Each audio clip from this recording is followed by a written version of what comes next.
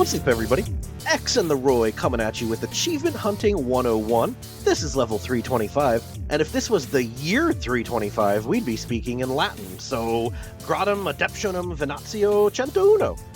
And also, if you reverse 325, you get 523, and that is a prime number, as this is a prime number podcast. So anyway, Elroy, what's new with you? Man, you're busting out the dead language on us. That's fantastic. I actually took Latin in high school. They offered it. Did you really? Yes. The only thing I really remember about it is vaca is cow. I don't know why I remember that. You just remember the stupidest thing. I also took German, Yep. I remember Koffer Kuli is a luggage cart. I remember Varte is trying Koffer Kuli is wait, here is a luggage cart. Why? I don't know. Very good 2 years of language in my high school. But what's new in my life is sewer flies, of course. Everyone had that on their... What else would he talk about? Right, sewer flies. I've had way too many sewer flies in my life lately. I think any sewer flies is probably too much sewer flies in your life. I see them at school, so our custodian staff doesn't do a very good job with the standing urinals.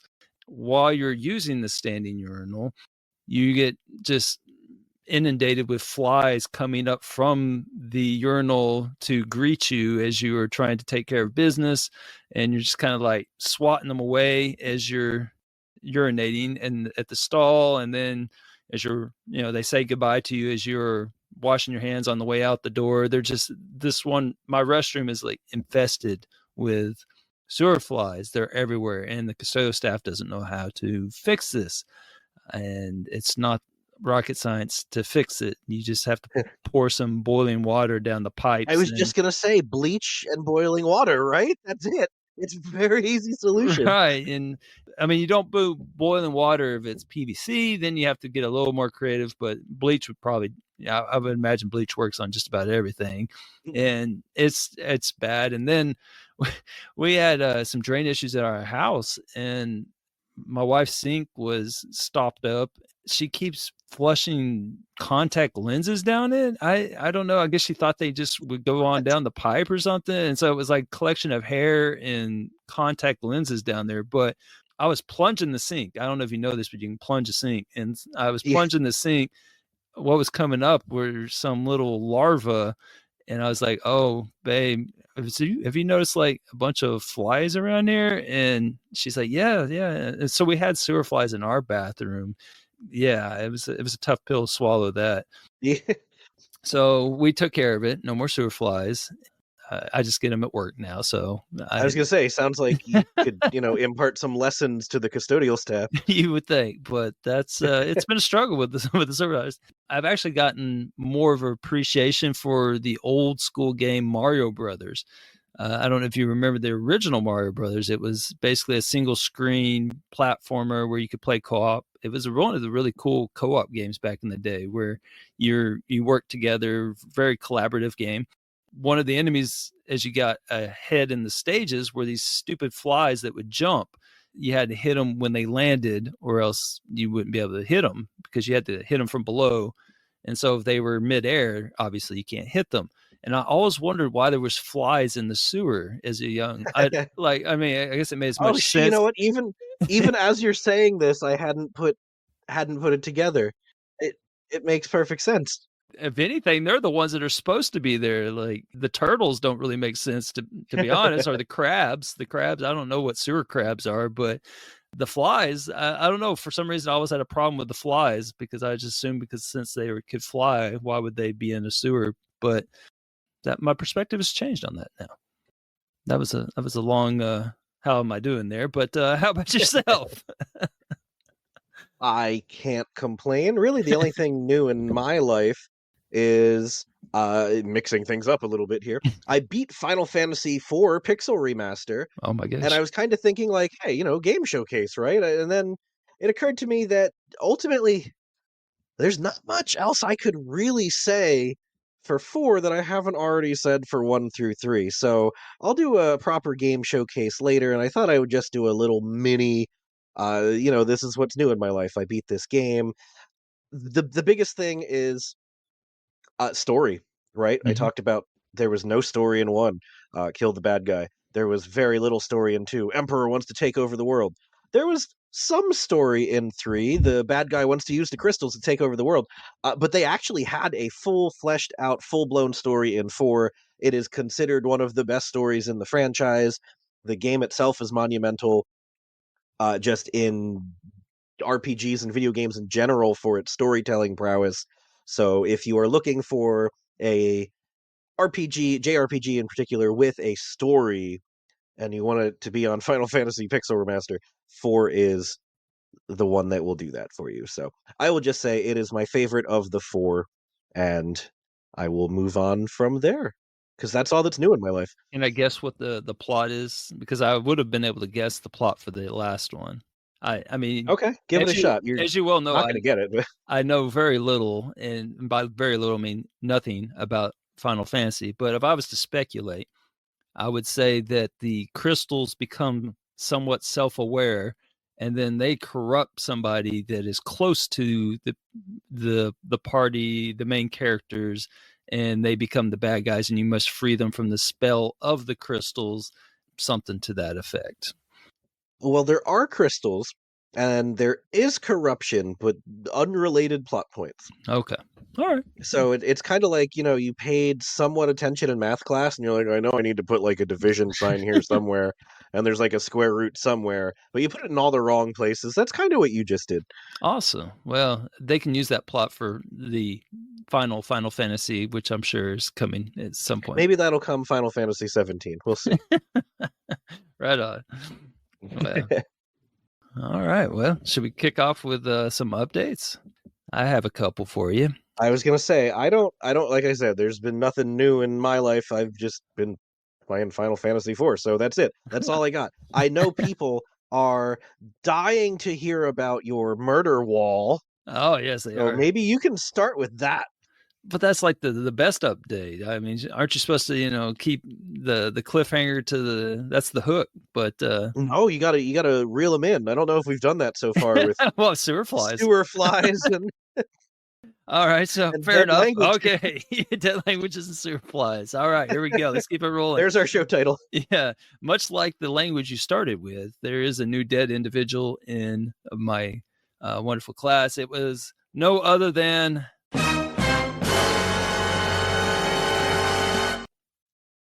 Diego. Poor Diego. You nailed it. You guessed it right. By a 5-3 vote, he was the corpse. Sorry, He Diego. just the way you were describing him, it sounded I mean, he's sassy. like it was going down, man. Yeah, sassy's not a good thing in this game. He's moved on. He's into the afterlife. So poor Diego. And that's it for the murder war. And then I had an older update that goes way back to episode or level 316, which was our last after party together. Ooh, okay. I don't know what he's gonna say here, to be honest. He just said, I got a level 316 update. Let's hear it. It was just out of left field. So I talked about on that after party my milestone. I told the story of how I chose the achievement for that, which was an achievement that was worth 1 gamer score from Freedom Finger that is poo poo pee pee. Oh, pee pee poo poo, yes. Yes. And so I said that I did it kind of in honor of Charles Harris. He was this odd lad that was in one of my classes, and he had turned in on an evaluation where I had to collect something from the students as bell work, and I just told him to write whatever on a piece of paper and turn it in. So he wrote poo poo pee pee on a piece of paper and turned it in. And he got 100 for it. I was out getting ready for the holidays with my lovely, amazing wife, and we were at Hobby Lobby, and lo and behold, Charles Harris works there. He caught my attention. I was like, oh my gosh, it's Charles Harris. And even asked him about the poo poo pee pee work. He did not remember it. And he thought that was just really, really funny that he turned that in. And we had a good laugh. And it was a nice visit. So Hobby Lobby has a fine employee and Mr. Poo Poo Pee Pee himself. Fantastic. Nice little update there, actually. I appreciate that. Right on. Shall we get into some real game chat with some real gaming hobbies and professions, and the transition's gonna make sense once I explain what game I'm talking about. Oh yeah. This week, in lieu of, like I said, in lieu of Final Fantasy IV Pixel Remaster, I will be discussing none other than Electrician Simulator. Not Electrician Stimulator. No, that That's the game doesn't sequel. exist, but if it did. So Electrician Simulator, nobody on my friends list has played it, so I assume that means most people listening haven't played it. Allow me to go very in depth and explain what exactly this game is. Are you ready? This has me on the edge of my seat. I'm sure what you're going to say is very shocking. It was good. This damn, that's better than what I was gonna do. I'm not even gonna say mine now. So this game has you simulating an electrician. Wow. Shocker. That was Oh, that's mine, right. right? Oh Yours man. was better. Yours was better, man. So Electrician Simulator, though, obviously, as the name implies, is one of the simulator games. It's all the rage right now. We have simulator everything. Yeah. So what is this one? It's kind of a low budget. It's not great. It's a little janky. It was very much made for computer or PC like mouse controls because it doesn't really work super well with the controller in the sense that like your left stick is the mouse arrow basically. Mm. It doesn't snap to things like you would want it to, and then the angles are kind of weird. And you know what? I almost put it down in the first like 20 minutes just because it was so infuriating, but I Huh. stuck with it, and I'm glad I did actually. By if you can get past the jank, it's a good time. It's a good. How long did I play? 9 hours and 47 minutes. TA says it's a 15-20 hour completion. I don't know what's wrong with people. You can't really cheat or do anything, so less than 10 hours for me. But you simulate being an electrician, right? So Okay. what do you think that involves? Like, what do you think the gameplay loop is here? I guess I envision something similar to the computer repair simulator thingamajig where you were like running a computer repair shop, and so you get jobs and then you go out and you connect up their circuits and get the lights on or fix different electrical issues in buildings, and then you get another job and then you go out there and do kind of the same. I mean, I assume that's what you would do in an that electrician that is simulator. exactly that is literally exactly what the game is. So you start off, you move into, it looks like a garage with like a little apartment off to the side, and you've inherited your father's business. The plot's very deep here, I promise. You Mm, inherited your father's business, but you're keeping the name. So you have to uphold the standards that your father has done over the past 30 years or whatever. So he puts you in this VR simulator to train you how to do things so that you can't get hurt, which is actually, I assume something like that probably does exist in real life. mm, And if it doesn't, why not? Like, that honestly seems like a good idea rather than risk these, high school kids in Votech shocking themselves. Let's give mhm. them like a VR simulator to make sure they know what the heck they're doing before Nah, they're, dealing with live wires, right? where's the fun in that though? The Well, that's danger, the thing, yeah. So you put on this VR headset, and your very first lesson is changing a light switch and an outlet. And you can tell the Mhm. game is European because it has the EU style outlets, not the American ones that we're used to seeing. So yeah, so that's a little not jarring. It's not like it's wrong. We are aware that other countries have other outlets. It's just strange that they couldn't like localize it. I don't know. It would have been a lot of work. Like I said, it's low budget. So that's your first lesson, and then once you pass that in VR, your father like approves you, and then you could do the business. And you're exactly right. You get people email you on your computer. You accept the job. You buy the parts, and Mhm. then you pack them in your truck, and then you drive to your destination. There's actually an achievement for going to the job without the parts. I liked that one because Just it is like it's just that extra level of realism, right? Someone's like, "Oh, I need you to replace 5 light switches for me." You're like, mm. "Okay, cool." And then you show up and you'd be like, "All right, so where are the light switches?" Like, "No, dummy, that's your job. You're the electrician. Bring them with." So there is an achievement, just a very easy 15 gamer score. I like the risk for showing up with no parts. Nice. get that one done. You show up as a crappy repairman, and you're just like, "Oh, yep, I ain't got that." And then you have to either rig it or you have to charge them a little bit extra as you run back to the store and Right, get right. yeah.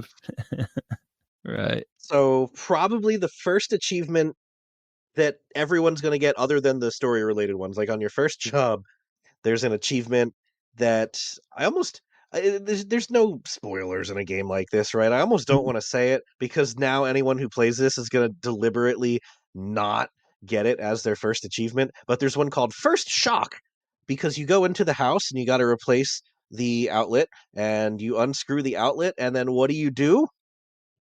Well, you turn it on and it don't work, or it blows up or something.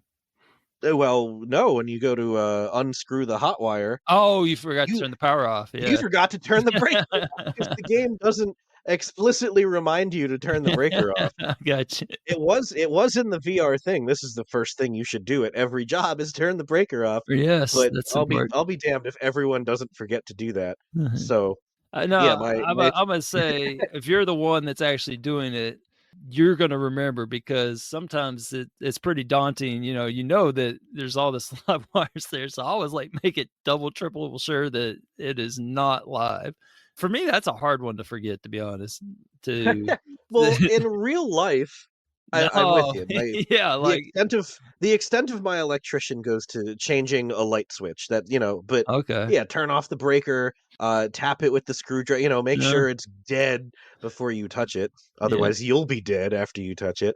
But right. in the game, you're like, yeah, let's go, first job, let's do this. I'm gonna unscrew the outlet, and I will tell you, the first time it happens, um, man, I jumped because there's, like, this ambient music playing in the background, right? Like, whatever they have on the TV or the radio, and then however strong you thought the vibrator on your Xbox controller was, they turned that damn thing up to max and then overclocked it, and it rumbles so much, and it just makes this sound, and It gets my you. soul left my body for a second the first time I got electrocuted in the game, man. And then it even pops up on screen like, "If this was real, you'd be dead. Always turn off the breaker, dummy." Was it worse than the red scene in Dead Island 2? You know what? The red scene was just scary and terrifying and had my heart racing, for terror. This was just pun intended, but not really. This was just the pure shock Right. of getting shot. There's no foreplay with this one. It just No, went straight into it, it really did, man. So you had the achievement for first shock, get electrocuted for the first time, which is one of the lowest ratio achievements in the game. Everyone has done that, and I'm genuinely convinced that no one had to like, "Oh, I got everything else. Let me shock myself." Like, no, everyone did that on the first or second job at least. And then there's another one for getting electrocuted 10 times. I think honestly, I probably did like 6 of those legit. And then I finally remembered, like, "Turn the damn breaker off, man." So I finally grinded out those last 4.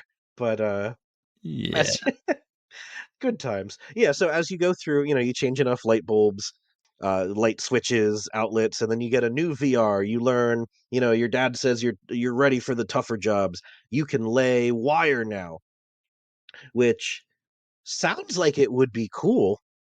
I mean, honestly, if Mhm. you're playing an electrician simulator, right, you gotta lay the Right. the lines, except well, remember I mentioned the jank and the low budget? So, if you picture a light switch in the wall, the wires obviously would be in the wall, they'd be running up, the 2 by Mhm. 4, the support beam, Right. and then, maybe up, like, around the ceiling, but in this game, you can just drag it right across the middle of the room like a tripwire. Mm. It's interesting. Yeah, so, you have the breaker on. You guys can't see what I'm doing with my hands, but Elroy can. So you got the breaker over here Uh-huh. and the light switch over here, and you can just drag that wire, hook it to the ceiling and then done and have a nice little triangle of live wire dangling over here. That's perfectly acceptable in this game. So it kills the immersion quite a bit in that sense. If the game actually made you lay the wires as intended in the walls, Right. it would take much longer. I wonder maybe if Is that's that an option? oh yeah, you can You legitimately can do it fish if you want. you can fish them up and all that good stuff, Oh, like yeah, yeah. Yeah, you Okay, can totally do it as you would have to in real life. I got you. And I'm wondering if maybe that's why it's a 15, 20 hour completion, because everyone Uh, else, snaked the corners and went through the 2x4s, and here's me just dragging across the floor, man. So maybe that takes a little longer. you might not want to touch that when I'm done. Right, exactly. And then you still get paid for 100% job completion. Right, just do it. Just walk around it. Just Yep. put a carpet over it, put a rug over it, you'll be fine. Maybe watch your dog. But for that, there is an achievement, Cables in Paris, for placing cables with the total length equal to the height of the Eiffel Tower, and you will get that one through natural gameplay if you do it as intended, I imagine. But I just had to sort of lay some lame wires at the end, just to boost that one. It didn't take me long, probably just 5 minutes of just making crazy patterns on the floor with live wires. But I do think if you play the game as intended, you'll get it. I see an achievement called "That's not very ecological. Start the car 30 times." Is that 30 different jobs? So is it at least 30 different jobs, or does it expect you to just sit in the car and turn the car off and then turn it back on and then turn it off and turn it back on? I think there's like 24 jobs, Oh, okay. but if you forget your tools, then you have to go back home. I I get did not get that achievement just playing through the whole story. That's actually the very last achievement I earned. I did really? everything else. Seems like you could cheese it. Yeah, oh yeah, very easily. But I had to just go to a fake destination, probably like 6 or 7 times actually. Oh, so you can't just turn it on, turn it off, turn it off, turn it off. Oh no, yeah, it's you touch the car and it's would you like to go Ah, to your destination? And that's it. It's just the load mission screen. I see. You'll almost certainly have to grind that one out. Alright. And then, the other achievement that caught my eye is watch every possible TV channels. So I'm picturing this low budget game, and then they went out of their way to add TV channels. I'm trying to imagine what they would have put on these channels that would be something that you would watch. What Well, actually, I'll jump ahead. I was gonna talk about that. That's one of the missable achievements in the game. When you go to you can't get a TV in your own house for whatever reason. You can buy yourself some accessories to put in your room for which there are achievements tied to. They serve literally no purpose other than to get the achievement. You're not hanging out at your house. All the gameplay is on the jobs. But some houses have new flat screen TVs, and they have like 5 different channels, and you can watch them. And then some houses have old CRT TVs, and they have 5 different channels, and you Ooh. have to watch them. It's missable in the sense that you would have to go back through the level and rewire the house before you can turn the TV on. But Mm, it's not like if you forget to do it, you have to do another playthrough. You just have to play maybe 2 levels over again. But the channels themselves are just static images. One's like an ocean, one's like a cat, like a forest scene. It's just 10 still images, and you can scroll through. I think one of them is like a soccer stadium. It's not moving, it's just a picture of a soccer field. low budget again. Exactly, exactly. The effort is appreciated though. Like they had functioning TVs, right? Well, you would think, though, I mean, with only 5 challenges, you would think with an electrician game that they at least have cable. What that was another good one Thank actually. you, I just came to that. On the topic of missable achievements, since we're here, basically if you're playing, if you see a TV, turn it on and watch it, and then if it's an old TV, that's it, you're good. And then when you see a new TV, just go through those, and then you're good. That's it. Even when you finish the job, it doesn't end until you leave the house. So as long as you remember, all right, house is wired, TV's plugged in, watch the channels, you'll be good. There's a similar one for listen to every possible radio channel, and that I think there's only one type of radio, so you can get that pretty early on at the first time you see a radio. Just scan through all the channels, and those actually I don't even remember what those are. I think just different people talking on like a 15-second loop. Like there's not songs or music or anything. Maybe some like elevator music, but there's no licensed tracks or anything like that. So those are easy. The other 4, there's 6 total missables. So watch all the TV channels, listen to every radio station, and then the other 4 missable ones are all tied to one single collectible. So there's going to be one level. Again, no one cares about the story in this, right? There's going to be one level where you have to hook a computer lab, basically. And if you open one of the drawers, there's a Game Boy in there. So the first missable achievement is for playing the well, actually, first you have to fix the Game Boy. You steal it, literally, you steal it from the job, and then you bring it home, and then you can fix it, and then you can play it, and you have to earn 10,000 points in Tetris. Is what it is. It's literally Tetris. It's called Electris. And then the second missable one related is fix all the gaming items, of which that stolen object is one. The third associated missable there is fix all the workbench items, of which all the gaming items and that are one.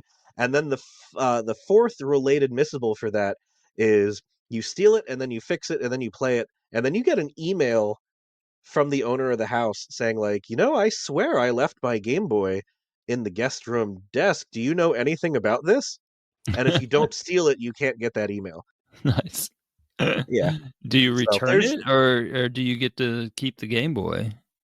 you do. You fix it, and then the little email is like, "Oh, I thought I would just do you a favor.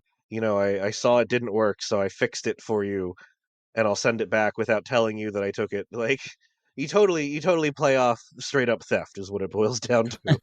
I like that. Right? So, the last two achievements I want to talk about are some miscellaneous ones.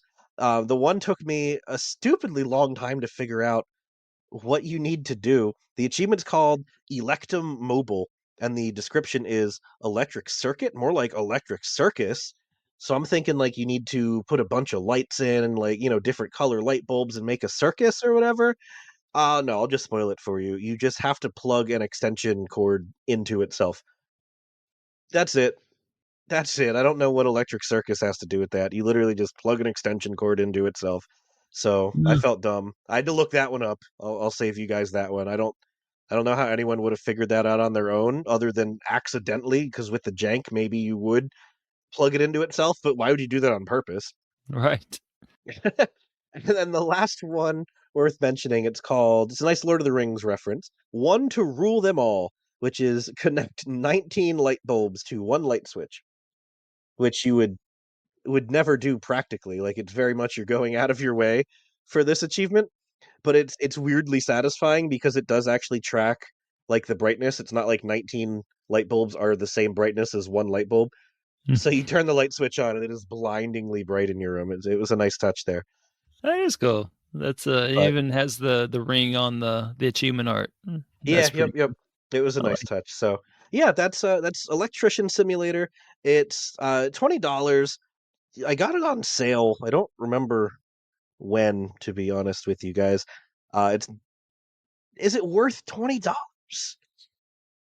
No, no, it's not. It's not worth $20. Even if you really like being an electrician or simulating being an electrician, it's just not a $20 game. I highly recommend it at 10. I say that's probably fair for 15 if you're like, really in the mood for something like that, but don't pay 20. Wait for a good sale. Like I said, TA says 15 to 20 hours.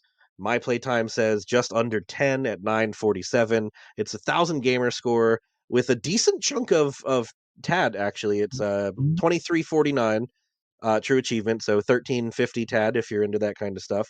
And nothing is hard or missable other than maybe you have to replay the level again. Like I said, I think the ratio is honestly just because it's so janky that people just ducked out early. Like I'm not doing this anymore. If you, like I said at the very start though, if you can get past the jank, it's fine. Hmm. So my verdict, I'd give it a solid 3.5 out of 5 for what it is, but it's not worth $20. But I did have a good time with it. So Electrician Simulator, take it or leave it, I guess. I don't know. It sounds interesting. I mean, not bad. Not bad tad for 10 hours work, I suppose, but it's Yeah, it's I don't know, like every once in a while I just get in a mood for give me a house flipper, give me Electrician Simulator. I did not enjoy Lawn Mowing Simulator. That's a story for another oh, day see, though. I like Oh, that. that was your jet. No, I couldn't get I into like that that one, one. man. I like that one. But That's yeah, if you're relaxing. in the mood for just one of these, yeah, exactly, just sort of lay back and chill and sort of zone out and play, that's exactly what this is. It scratches that itch or shocks that itch very well. Well, maybe with your glowing recommendation, you can get it over 1,000 game tracked gamers. Only 980 something on it. Yeah, I'm not surprised. like I said, it's pretty low budget. It's pretty janky. I think it didn't do so hot in reviews. It's a 3.81 on True Achievements actually, so I take that back actually. Hmm, people But like yeah, it. I gave it a 3.5. It does what it does. So Electrician Simulator. Well, my game that I went with, I don't know, I feel like there's a theme here with games that we've done a lot where it seems like I've been choosing a lot of sequels and a lot of remasters and stuff like that. And this week is no different. I am I doing, like you say that with such a sigh. I know, it's just, I don't know why. It just seems like I've been playing all these sequels and stuff. Orcs Must Die 3. That is, again, the third one, just like Goat Simulator was the third one. And No, not like Goat Simulator's the third one. in a way, it kind of is. Well, in a way, this one is kind of like the Goat Simulator in the sense that with Goat Simulator, you had the first one, and then we can disagree or agree that the second one exists or does not exist, but they jumped right to 3. Orcs Must Die is kind of the same thing in the sense that Orcs 1 was on Xbox Arcade and way back in 2011. It was a 200 gamer score fake game.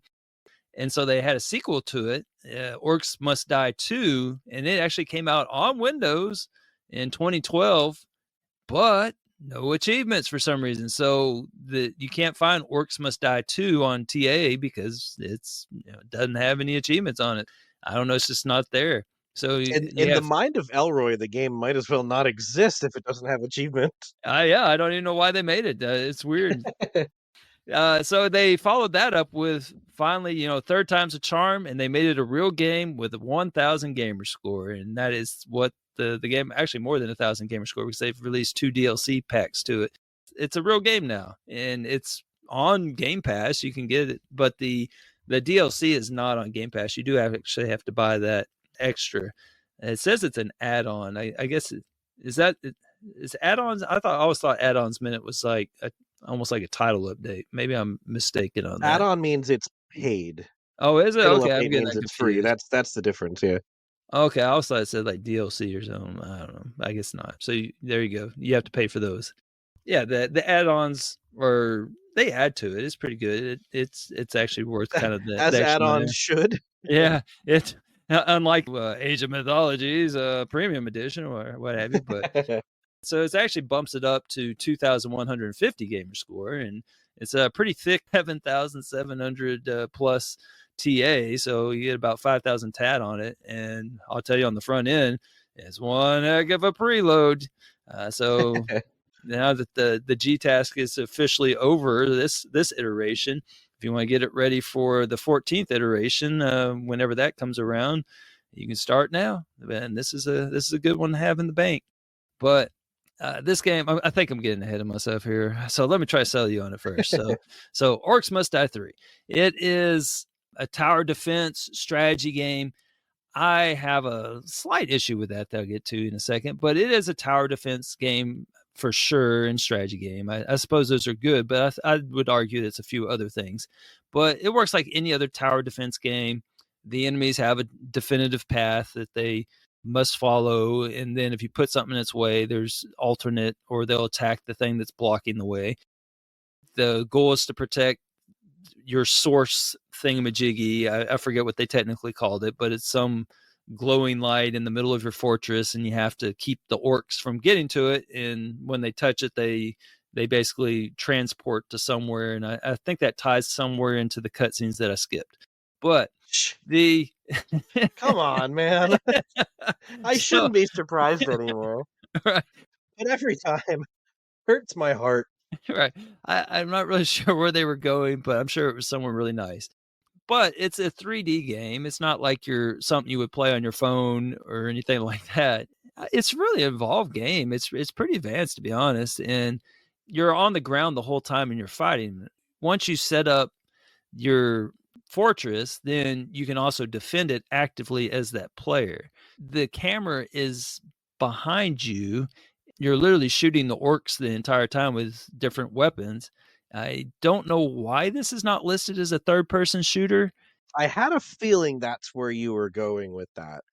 From what I've seen, the perspective, it very much, it's that, that Resident Evil 4 Gears of War over the shoulder view. It's what it is. Like the entire game is like that, and you're actively engaging them by shooting them the whole time. If you don't shoot them, you're going to die very quick because your traps early on are not enough to handle it. You have to take them down with some accurate shots at the same time, with some headshots here and there. I don't think this game would be beatable if you didn't shoot them in a third person view. And if you looked, and I thought, well, maybe there's more to a third person shooter in the genres. I actually went and glanced at the genre, and basically You read the description. the description is basically you shoot them with the camera over your shoulder. Okay, there we go. So Is it really? I mean, it's very simple. There was no talking about how the stages were aligned or anything. No, there was nothing. It was just basically, yeah, it's just a typical game where you shoot things and the camera is positioned in a way that is positioned behind the shoulders of the, it's just, yeah, it's a third person shooter. So I don't know. I may have to pull a chin doctor and put in a little disagreement on this one, but I don't know what would make it not a third person shooter. But let me explain a little bit more about it. When you play it, there's a campaign mode. That is the bulk of the game, is the campaign. There's phases, just like, I mean, it works basically like a tower defense. So the first phase is you place the traps. You're walking around in a 3D environment and you're placing them actively. You don't have like a sky view of it where you have to be able to see it with the eyes of the player that it has a third person view on. So even in the tower defense setup, it's still a third person shooter. Yes, but you're not actively shooting. You're placing your traps. Right. Third person trapper. Right. So it's still in the third person view. You're just not actively shooting at that point. You can shoot, but it's not going to hurt anything unless you want to just, shoot arrows against the wall. So that's the build phase. So you have all kinds of traps, just like any tower defense. You got tar on the ground that slows them down. There's, I don't know, fire traps here and there. I personally like the arrow walls. It's like you put them on the walls and they shoot like arrows out at them. They were really effective for me, kind of slowing them down and using the arrow walls like over and over while I'm shooting them in the face in my third person view. In your third person view. Yes, that was kind of what I used. It was pretty effective, but there's all kinds of nifty contraptions, things that like throw them away. You have little barricades. Barricades are going to be the thing you use more than anything else because you have to be able to kind of direct them, the flow of them.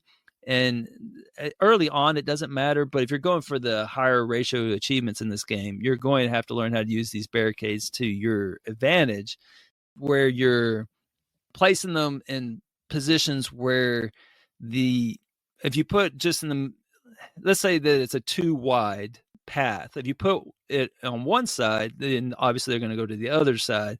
And then you can direct all the traps in half right there at the choke point. Like you have to use the barricades, and the enemies just rarely attack the barricades. There's certain enemies that will attack the barricades, but it's very rare. There's also stages where there's multiple paths.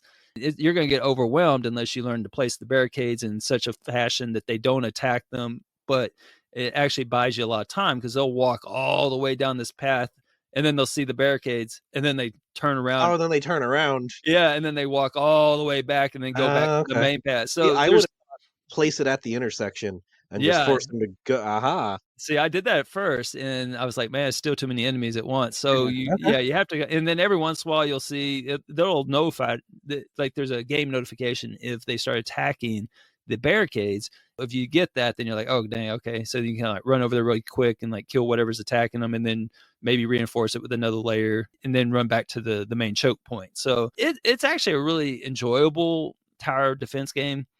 The only thing that really, I guess, took away from it was that the harder modes are very challenging. But since you don't do hard modes, you would just play through on the easy mode. Hit the easy mode, baby. Yeah, you know it. Yeah, and I think you'd have a blast with it. It's actually an enjoyable game, to be honest, where it's just good old fashioned dumb fun. That's what I'm always looking for in a game. It's just dumb fun. And what's more dumb fun than a bunch of orcs like charge at you and you're just shooting them in the face, and they're catching on fire, electrocuting them. So you can use your electrician simulator knowledge and yeah. There we go. I can wire up some electric Right, Tesla barriers there. right.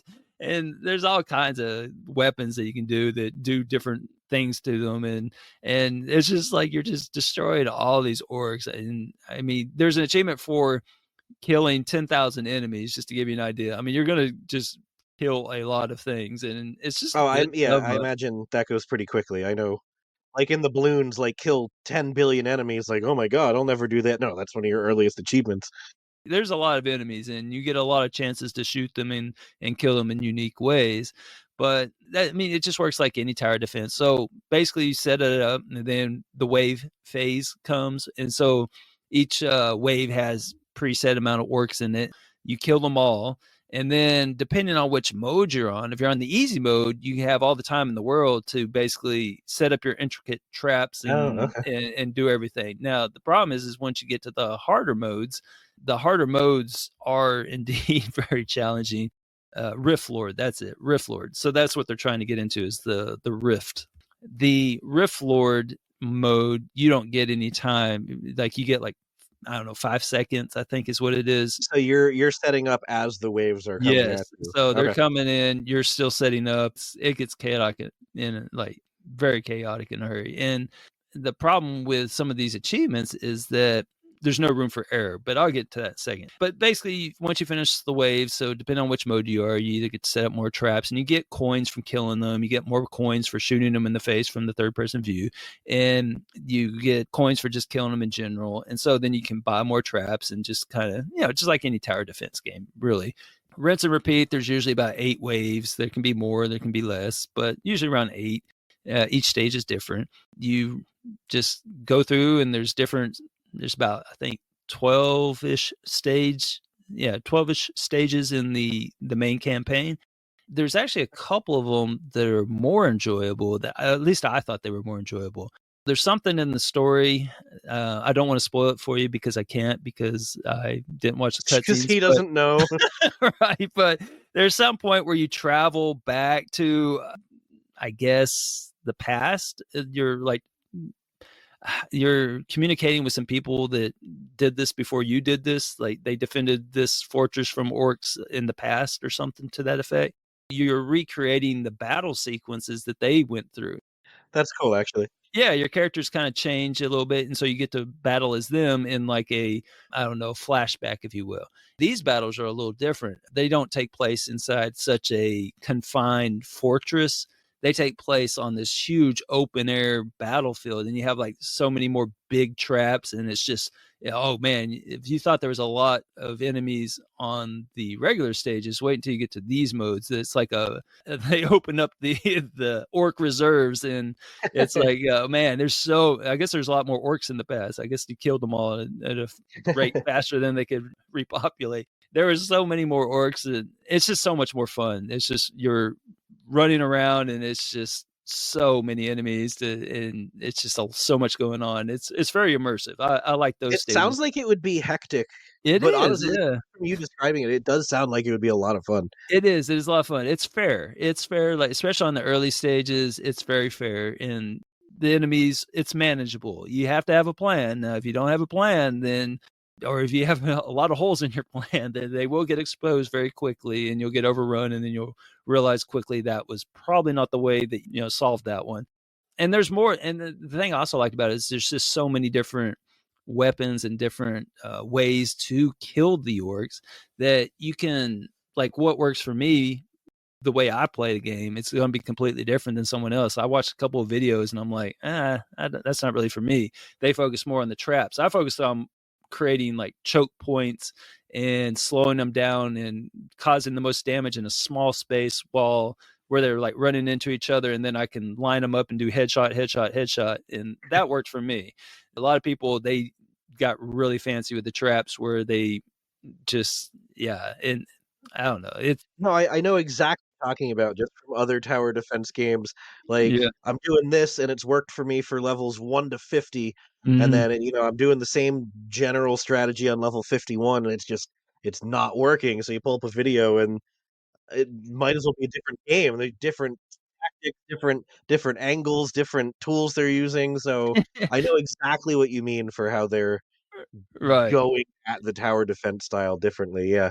And then you watch it and you're like, okay, I'm gonna make my way work.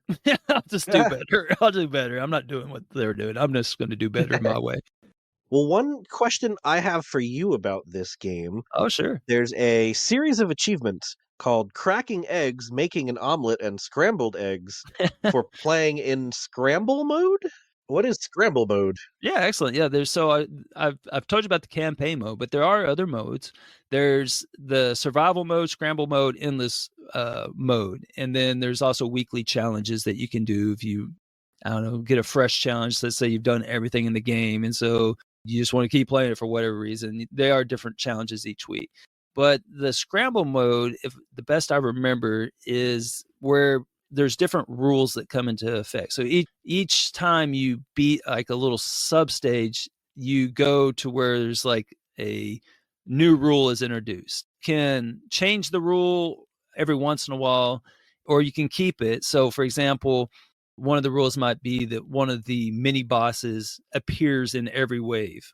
And so you're like, okay, well, that's going to complicate things. If you don't want that to happen, you can re-roll it, and then you get a different one, which might be that the orcs don't receive frost damage or whatever, something, it's a little more manageable, or the orcs all have 15% more health or something. It's just like different rules. As you go through each stage, the rules stack on each other. It gets kind of, again, I keep using the word chaotic, but you have to keep track of what's the rules and what aren't the rules. And there's boost as well. And it just ties all together and makes it a unique playthrough each time because you have different rules each time. Okay. Yeah, so I don't know. I guess they view it as kind of like taking all the rules and scrambling them together like eggs, I reckon. I don't know. Makes sense. Okay, cool. I played through that one. There's a couple of modes I hadn't played through yet. I've kind of got this game preloaded, so I've got it So waiting. he's just gonna sit on it for the I next am. I what, am. 8 months now? Indeed, indeed. That's I got Rift Lord basically done, where I can just have to play the first stage and get the 5 skulls on it.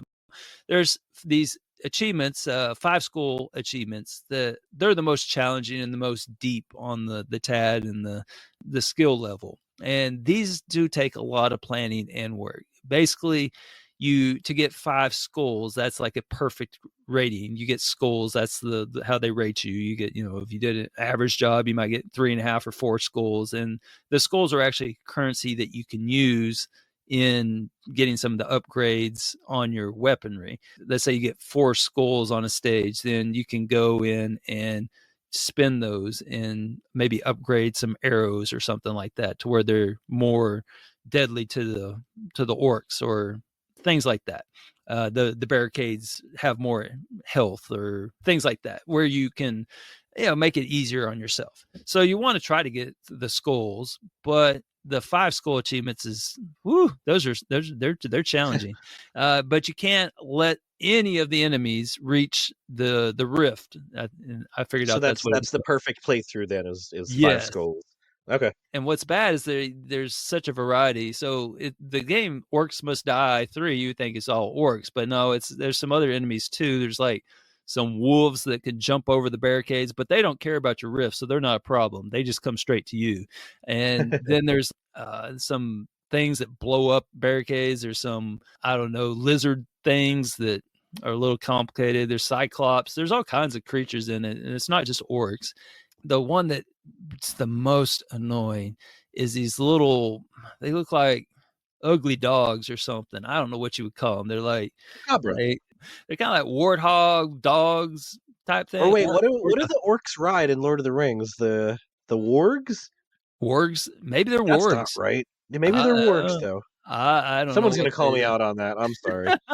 Brain fart. Someone's going to get on Orcs Must Die 3 wiki and find out the name of these stupid enemies, but it's basically these little hairy, ugly dog things that run really fast. I think they're on 2 legs even, but they're just really fast. They don't have much hit points, but they usually release them all at once. And so there's like 20 of them, and so you're doing just fine, and then all of a sudden they come flying by, and then you inevitably are not going to hit them all. And so you'll probably be chasing like 3 of them, and then it's just a race that they can get to, or at least the way I play, they just blow through my choke point.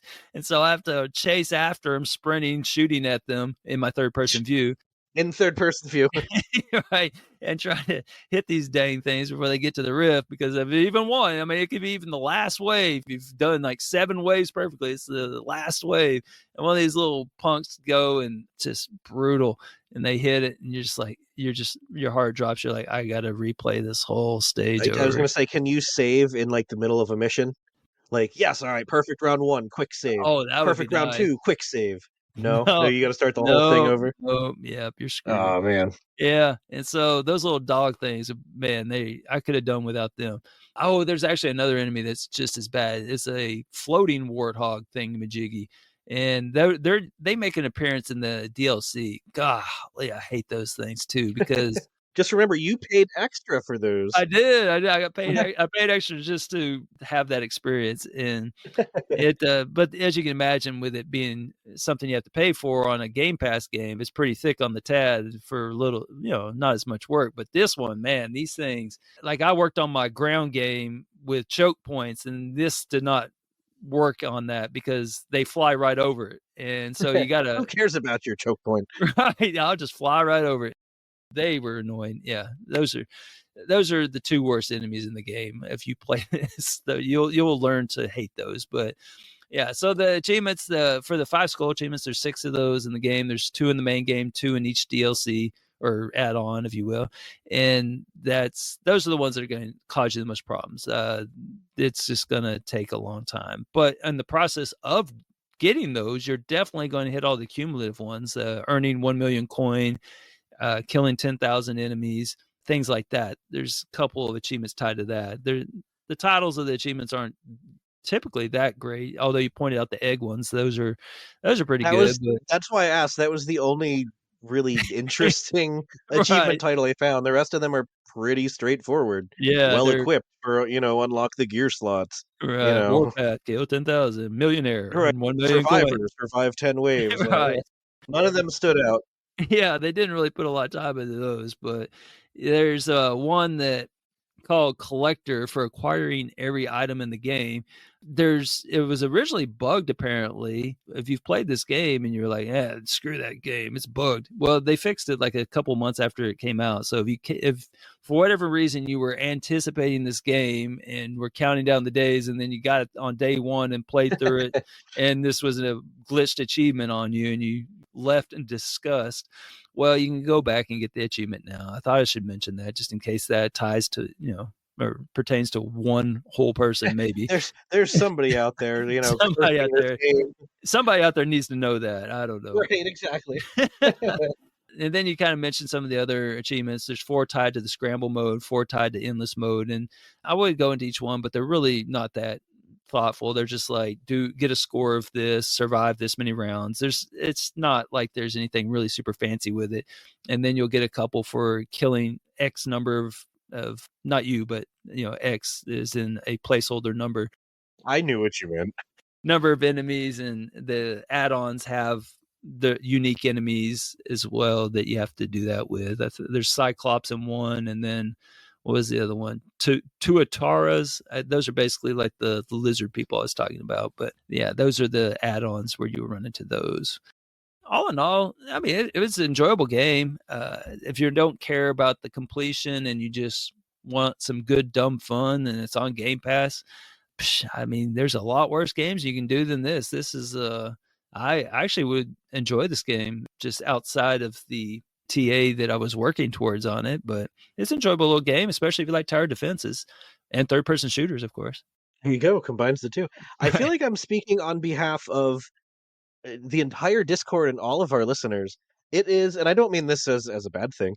Yeah, well, maybe I don't know. It is refreshing actually to hear ElroyOMJ talk about a real game and actually enjoy it.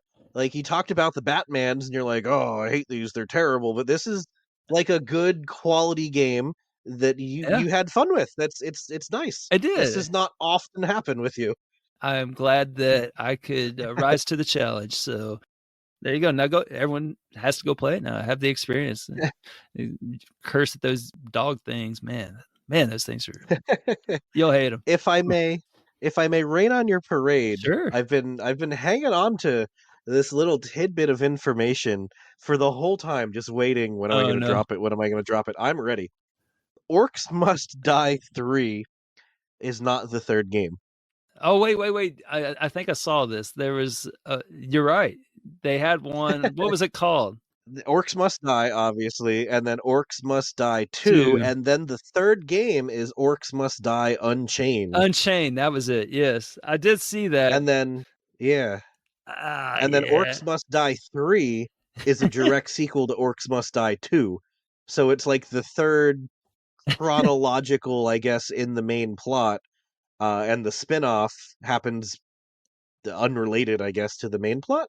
But technically, Orcs Must Die 3 is the fourth game. Is this a Final Fantasy situation we're dealing with here? That's I don't think it's that. I think it's more like Assassin's Creed 1, Assassin's Creed 2, Brotherhood Revelations, Mm, Assassin's Creed 3 is the fifth game, gotcha, but it's the yes. third mainline game.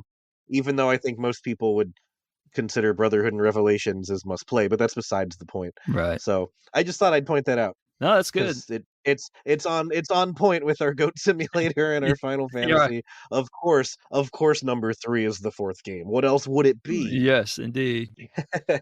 But what it definitely is going to be is a third-person shooter. Orcs Must Die, I forget what the other one is, but there's one coming out in the spring too, and it's not called 4, it's just another one in between 3 and 4. Oh, I just saw that. It's called Orcs Must Die Death Trap. Right.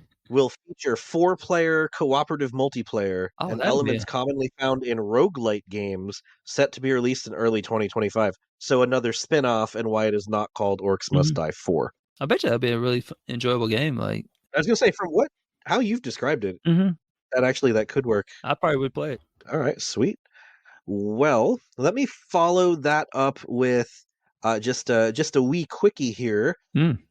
So, oh no, not like that, not like that. So, Skullgirls' second encore is, well, it's not even new on Xbox. It's sort of, what word am I looking for? Unrecognized, I suppose, on Xbox. It's been out on other consoles and Steam for years. It came out on Xbox summer 2023 and only has 872 tracked gamers on TA. So it's not the usual baby game that we throw in here after our main showcase. This is a toddler? Yeah, it's like a toddler game, I guess. So it's a stupidly over the top fighting game. I don't even really know how to describe it. It's just ridiculous, and you got a vampire, and you bring him in your coffin. It's just stupid things like that. You have a Mhm. guy with a shopping cart, and you just throw groceries at him. But I thought I'd mention it. My brother and I have been playing it online since he's back from deployment, and I like fighting games. Uh, Everyone knows that, but usually fighting game, like, I get so into it, it's so intense, and it's all about winning and the challenge of the fighting game. This one's just fun. mm. I don't know really how else to describe it.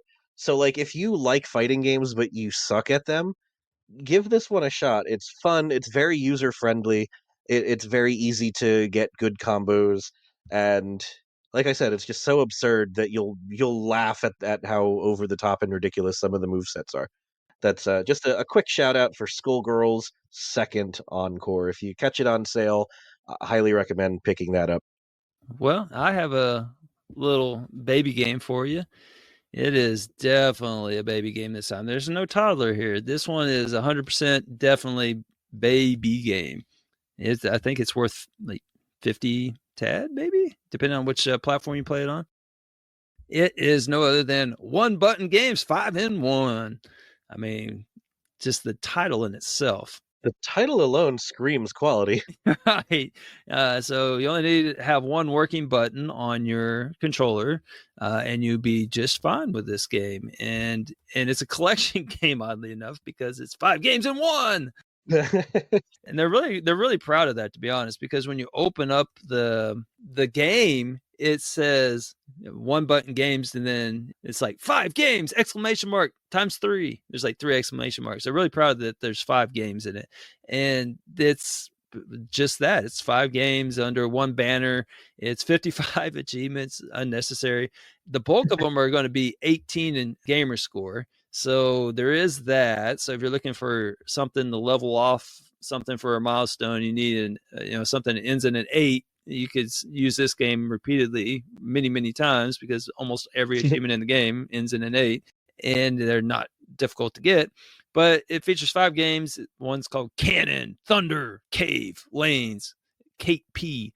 There's actually some other random letters they throw in there, but those are in essence what the games are called. But Kate P, I think, is supposed to be Caterpillar. That's basically how the game plays. Surprisingly, I actually enjoyed this one as well. It like reminded me of some crap that I would have played on the Atari or Coleco back in the day. Oh man, super old school then. Yeah, it is very old school. It is very, I mean, I don't even know if it's 8-bit. It's really old school.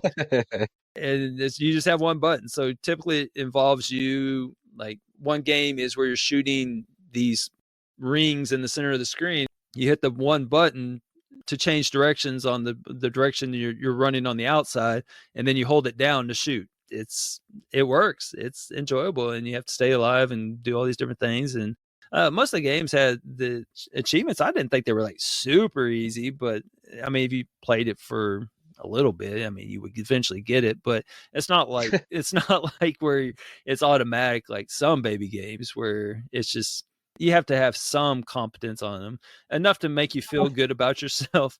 Where you're like, oh yeah. So another toddler game? No, it's not though. I mean, it's just the Windows one has 15 tab. It's like, I don't know. Oh, all right. Yeah, no, very much a baby. I don't know why it's so low. Maybe everyone's just much better at than me, but I actually had to try on a couple of the games, and especially the Lanes one. The Lanes one about drove me crazy. They're all very doable, and it's just kind of. I think the reason I enjoyed it so much is I'd use the analogy of Super Tecmo Bowl versus Madden. We're able to play one. I would take Super Tecmo Bowl all day, every day, because you have 8 plays to choose from, and basically you have a pass button, and that's basically it. And you have a button to hike the ball. And I think they're the same button. You might have like a sprint button, maybe. I can't remember what all in Super Table Bowl, but the game's a classic. People loved it. It was anybody could play it. And then nowadays you have like all these sports games are kind of like almost like fighting games. You have like all these combos you type in to do like a spinning somersault or something over somebody, and it's just like, come on, just I don't know, back to the basics. But anyway, so more doesn't always equal fun, and so I enjoyed this. It was very simple. You knew what you had to do, and it's just very peaceful with it, I guess. There's a couple of interesting things on the gamer score and the naming scheme I wanted to mention, which is that there's 18 gamer score for all of them except for 5, and those 5 are kind of like the premium ones for each game, the one that shows that you've mastered the game, if you will. And those 5 are 20 gamer score each, but they each have a unique name in the sense of one of them is called King of the Arcade, and then you had King of the Road, then you had Queen of the Space Age, and you had Ace of Spaces. And I thought, what a wasted opportunity this is, because the 5th one was called Singing in the Rain. They should have taken one of the kings off and then used a 10 on the other one, made it like a full house or something like that. I mean, you had a king, you had a queen, and you had an ace. You just needed a jack and a 10. I mean, I don't know. It just bothered me. I don't know why. Probably no one else thought of that, but I was gonna say, probably you put more thought into that than the developers did, I'm sure. you're right. So it is. I mean, I should be like a consultant for achievement names. I could get with that. I do for free. But there's one more achievement that I thought I should bring to your attention. It is no other than a wonderful achievement that you get in the game Cannon for destroying 50 ring pieces, and that is called Mr. Blaster. Blaster! Blaster! Blaster! I definitely thought of you when I saw that. I was like, Blaster? Blaster. That's great, actually. Yeah. Here's to was it Mr. Big? Mr. Big, that one's Yep, for you. Mr. Big. I'm impressed you remember that. That's so inconsequential from years ago, man. Blaster, Blaster. We'll have to ask KT Echo what episode that was on.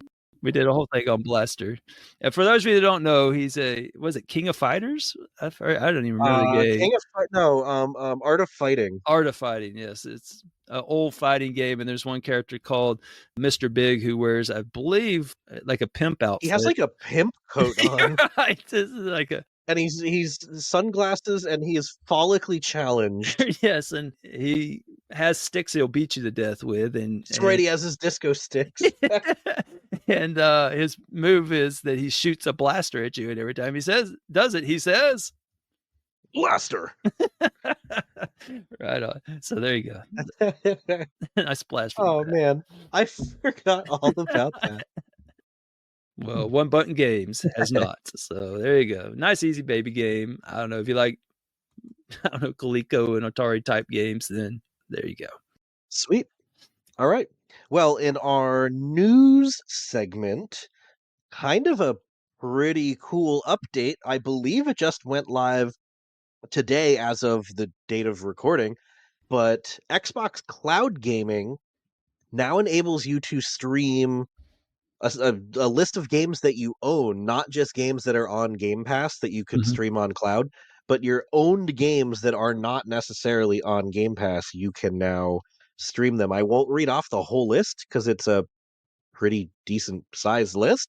It's not huge. I mean, maybe, I don't know, maybe 60, 75 games. So I assume that will grow over time, but Xbox has been promising this for a long time and they finally delivered.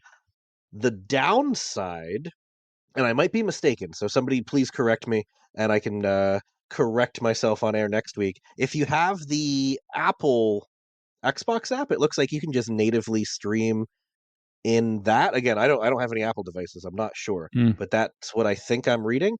Android support is not in the Android Xbox app, I assume yet, but it's not there. So you have to go just open up Chrome, open up a browser, and stream your games through the browser. So a little inconvenient, but still super cool if you want to play some of your own games on the go. That's definitely a cool feature that I know a lot of people have been hyped for since they announced it, and I assume it's gonna get a lot of use. It's honestly, it's really cool. Just play your games wherever. I guess I'm a little slow to the party here. So where are you streaming them from? How's this different than like the Play Anywhere type thing? So Play Anywhere is you have it installed on your Xbox, but then you can install it on your laptop and it works. Oh, see, the way I Because do it's Play Anywhere is I have the console and then I can basically connect to it through my laptop and then, but it has to be on. Oh, that's not Play Anywhere. That's just streaming Oh, from your console to your laptop. This is you don't actually necessarily need the game installed. So you're not streaming it like it's not running on your Xbox and streaming to your phone. It is running, you own the game, but it's running on the Microsoft server oh, and okay. streaming to your phone. Okay. So if you're on vacation or whatever, you don't need to leave your console on for a week on vacation. Ah, I see, I Microsoft see. will handle the processing Oh, that's and pretty electric cool. bill for you. Yeah, that's why people are stoked for it. I see why. Yeah, that'd be pretty cool. And they do that right now with, I guess, with Game Pass games. I didn't even know that was available. Yeah, I don't think it's every Game Pass game. I think it's most of them, but you can, if you have a Game Pass subscription, you can stream it to your phone or your browser. All you need is a controller. Some new TVs have it. I think the Fire Stick has the Xbox app built in. If you subscribe to Game Pass and the game is on cloud, you can stream it. So the new feature, at the risk of repeating myself, but the new feature is that it's not just those Game Pass games. It is your owned non-Game Pass games. Yeah, that's pretty neat. Like I said, the list is pretty limited right now. I'm going to say maybe 60, 75. So people on Discord have been sharing, their options. Some people don't have any games that are valid. Some people like, hey, I have one Lego game to choose from. I have Hogwarts Legacy and Stray. Those are the only ones on my list right now. But like I said, I assume over time that list will expand and maybe, as has been Phil Spencer's vision for years, we'll get to the point where if you own a game digitally, you can just stream it. At what point do we need even the consoles anymore then? So. Well, that's exactly his thing, right? We don't care about console sales. We just want people on the Xbox ecosystem. So subscribe to Game Pass, go to xbox.com and there you go. There's all your games on your phone or on your TV. And then the console will just be for the people that want, the most powerful, graphically best option in-house. Because the console's always going to be graphically better than streaming. Right. Even if you reduce the latency and input lag, it's always going to look better, the console. So that will still be the appeal. I don't have any really Game Pass news, but I did have a fun milestone that I wanted to share. All right, let's hear it. Northern Lass has a milestone, and it's not really a milestone per se. It's just, I don't know, performance in the genre bingo. Northern Lass has 144 bingos, and I don't even have one. So I entered this genre bingo thinking I would do it, and I just kept playing beat 'em up games, and so I didn't get really far with it. So I was like, man, I wonder, how everyone else is doing. Did they get into it? Well, there's some other people. Don't get me wrong. There's somebody that has twice as many, and they're in first place, but still 144 bingos is pretty cool. I don't know. I just thought it worth mentioning. I don't know. Have you tried the genre bingo contest? Yeah, I signed up for it. I haven't put any effort whatsoever into it. Well, that's it for us. So we will see you, or listen, or speak to you. I don't know what the correct verb there is, but we will see you in 2 weeks. But worry not. The show is in good hands, and you can expect some friendly, familiar voices for level 326. So until next time, class dismissed.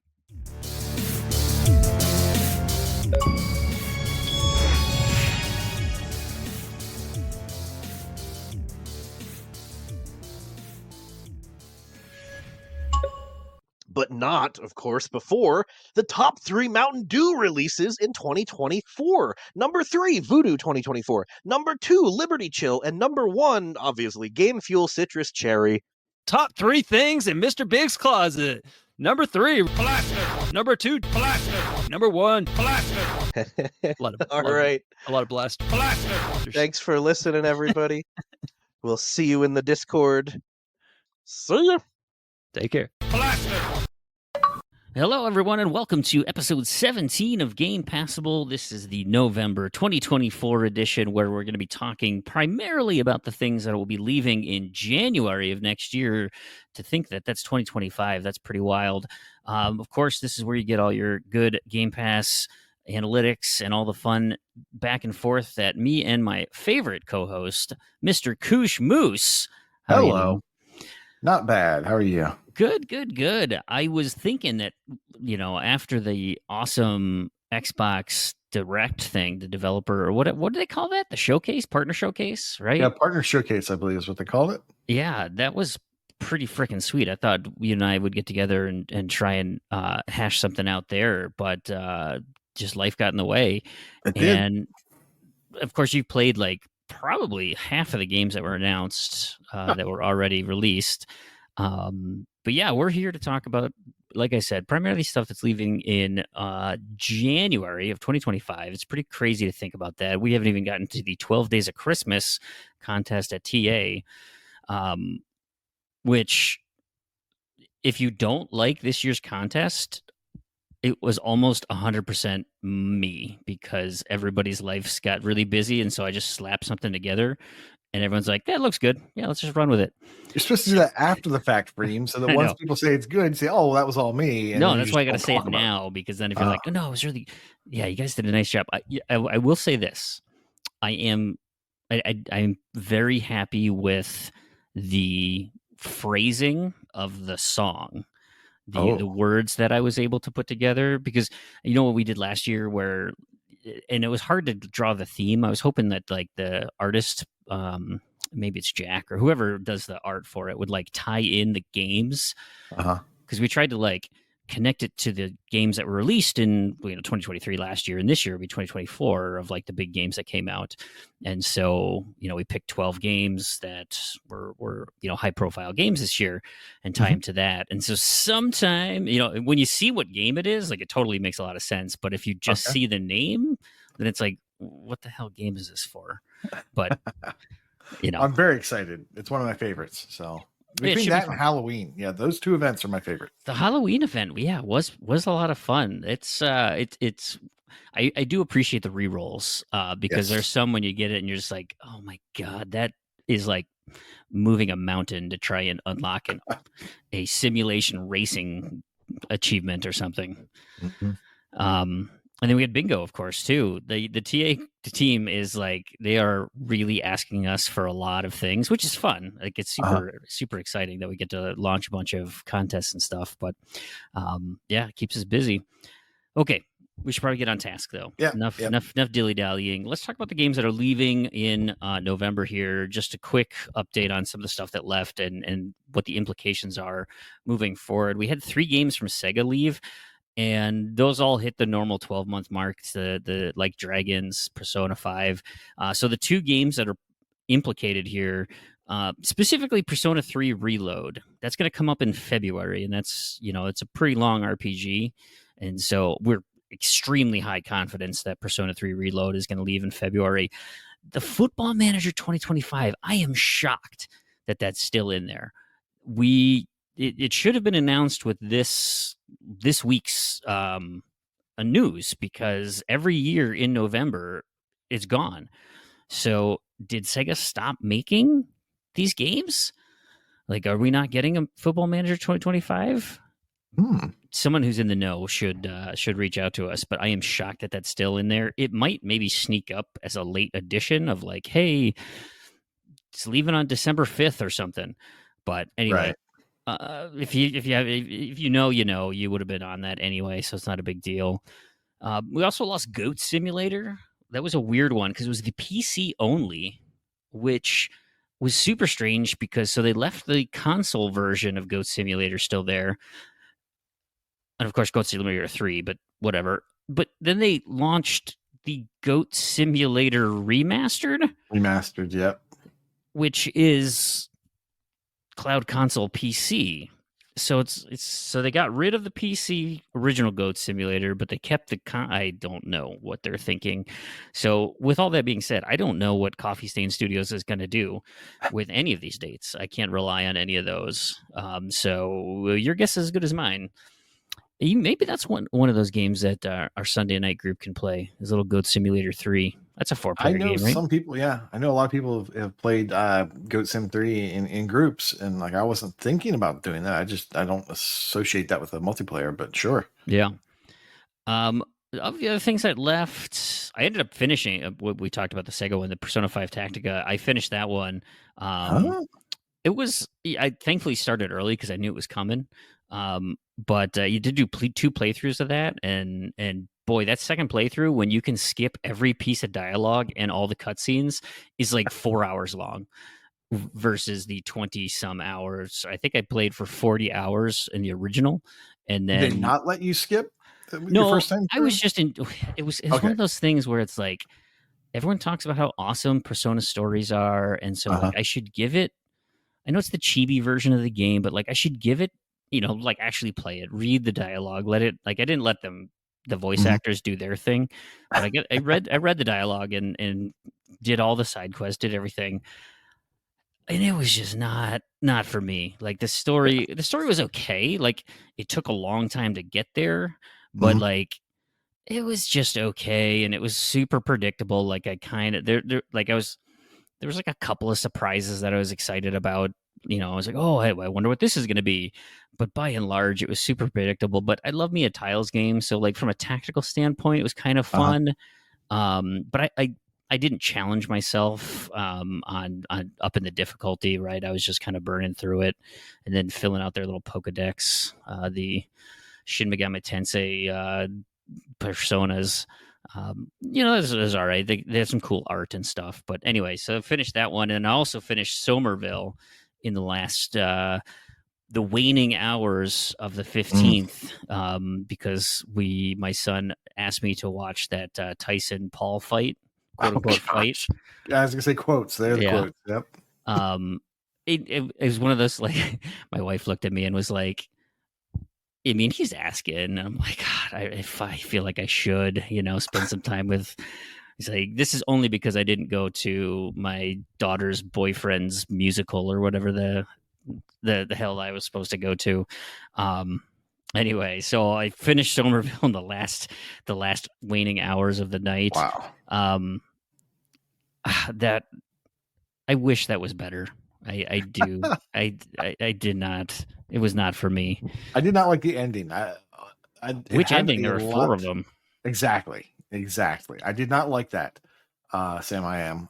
What I did like was the mood. Like, I think it did a really good job of establishing mood and just dread. There was just this sense of dread as I was playing that game. But just loving, the art style and just the game type. Yeah. But by the end, I was just like, come on, I do not like the way this is ending. Yeah. I didn't think I mean, it was a storytelling game, right? Like the puzzles were pretty simple. Like there was nothing there that was, I don't think maybe had to try 1 or 2 things a couple of times, but by and large, it was super straightforward. But yeah, I get you on the mood bit of it. We also lost Dicey Dungeons. I finished that one early. I think we talked about that before, maybe not, but that's another one of those turn-based games that I really like. All those games that we lost, they don't have any other titles in the service. You don't have to worry about those. That also includes Remnant from the Ashes, which I'm actively playing right now with a couple of our other friends, and I'm having a lot of fun with that game. Like, that super holds up. We're trying to get through this one so we can get to Remnant 2. We already bought this one, so I don't have to worry about this. And there's 2 DLCs that go along with it, so it's kind of a complicated completion because there's a lot of like sub things in there, but the game itself is super good. You mentioned Spirit of the North. There's no other games in the service for merge games, but how's that treating you so far? Well, considering I only dove it because Chewy told me to, I could tell that this is a game I would like to play more, and then promptly got distracted and forgot all about it with the expectation that at some point Game Pass would remind me. Sure. And did Chewy say anything about? He liked it. He really liked it. He was positive on Spirit of the North. I can't remember exactly what he said, but I know it was a positive reaction to it. What was he thought Flug I would saying like about something to be worried about? Is there something I should be worried about, or is it just because there's a cajillion collectibles? It's just got Fug's luck. Fug just has this way of taking a good game and ruining it by his bad luck. So that when he could be talking about how great a game is, instead he has to talk about his horrible luck in this game and why he doesn't like it because he has horrible luck. Gotcha. So some collectible glitched and he has to play it again. Ooh, because he has horrible luck, not because it's a bad game. That's fair. We are losing Conan Exiles finally. It's been in there for 43 months. Funcom, the only other game, which is actually 2 games because it's a stack, is Dune Spice Wars, and that is actually celebrating its 1 year / 2 year anniversary this month. Right, 2 year on PC, 1 year on console, and it was originally the Bloomy date was originally November, so this got missed. So I don't know where it's going to move to now. Since I've been tracking these Bloomy dates, there have been a handful of ones that have missed, and they are typically either 2 weeks or a month they get shifted by. And so there's a good chance this leaves next month. Or at least I'm going to elevate the warning level unless they renegotiate the contract. And then when I see those renegotiations, they go out another set. So it's either another year, another 18 months, whatever the terms of that contract are. So I'm getting more confident when I see these dates and when they move. But I'm not quite there yet. So Dune Spice Wars, you're either going to lose it next month or it's got renegotiated and you've got a lot more time for that one. I've got 2 games through Humble. I keep putting Humble Bundle here. I really should change it to Humble Games. Coral Island, the PC version of Coral Island, hitting 26 months. They left the console version on there, and the Bloomy date is currently April, but that was also tied to the PC date. So this PC, this leaving the service was kind of a surprise. I'm going to assume that the Coral Island date is still out there in April for the console version of it. The other game was While the Iron's Hot. We briefly talked about that last time because both of us finished it, which was super fun. And that fit its 12-month window there. the other 12-month one through Humble is Rolling Hills Make Sushi Make Friends. That's coming up in June, so there's plenty of time to do that one. That has a something that's going to take a long time, right? Like a repeated thing you have to do. Yeah, by the time you're done the story, there's just more you have to do. You just have to keep serving sushi to make more money, to invest in more relationships and things like that. It's just a grind with no purpose. There's no story at that point, really. It's Sure. Yeah. That's rough. The last Humble game is called Forager. I don't really know anything about it, but it's been in the service for 53 months. Bloomy has a mid-December date, which I think we flagged in previous episodes. I get a feeling that there's a chance that gets extended, but we'll find out next month if that thing ends up leaving or not. Now we go to No More Robots, is the publisher of Soccer Story, hitting its 2-year mark. I saw this on your Discord profile. How's that going for you? Well, it's fun returning to a game that you don't remember the mechanics and then slowly remembering who you are and how to walk and tie your shoes. Because there's so many weird mechanics. Because once again, this is an RPG where instead of fighting or magic, you use a soccer ball for everything. Sure. So is it like Dodgeball Academia style? If you can dodge a dodgeball, or you can dodge a wrench, it's kind of like that. Okay. It's more like Zelda-y, smaller. Like I remember that the Dodgeball Academia was a little bit bigger in terms of the sprites. These ones are a little bit smaller. It's okay. Sure. It's a good little RPG. Is it definitely active combat or is it like menus? Well, okay, so it's not combat like that. The way you fight and the way they set up fights is either through little mini games, like, I have to shoot these targets, okay, and I only have time, and I have to move around from target to target and change my whatever. So you're not really fighting anything; you're just fighting yourself in time. Then the other combat that gates progression are these matches. The nice thing is you can turn the difficulty down to as low as possible and kind of cruise through the matches if you want to, and there's no penalty. Cool.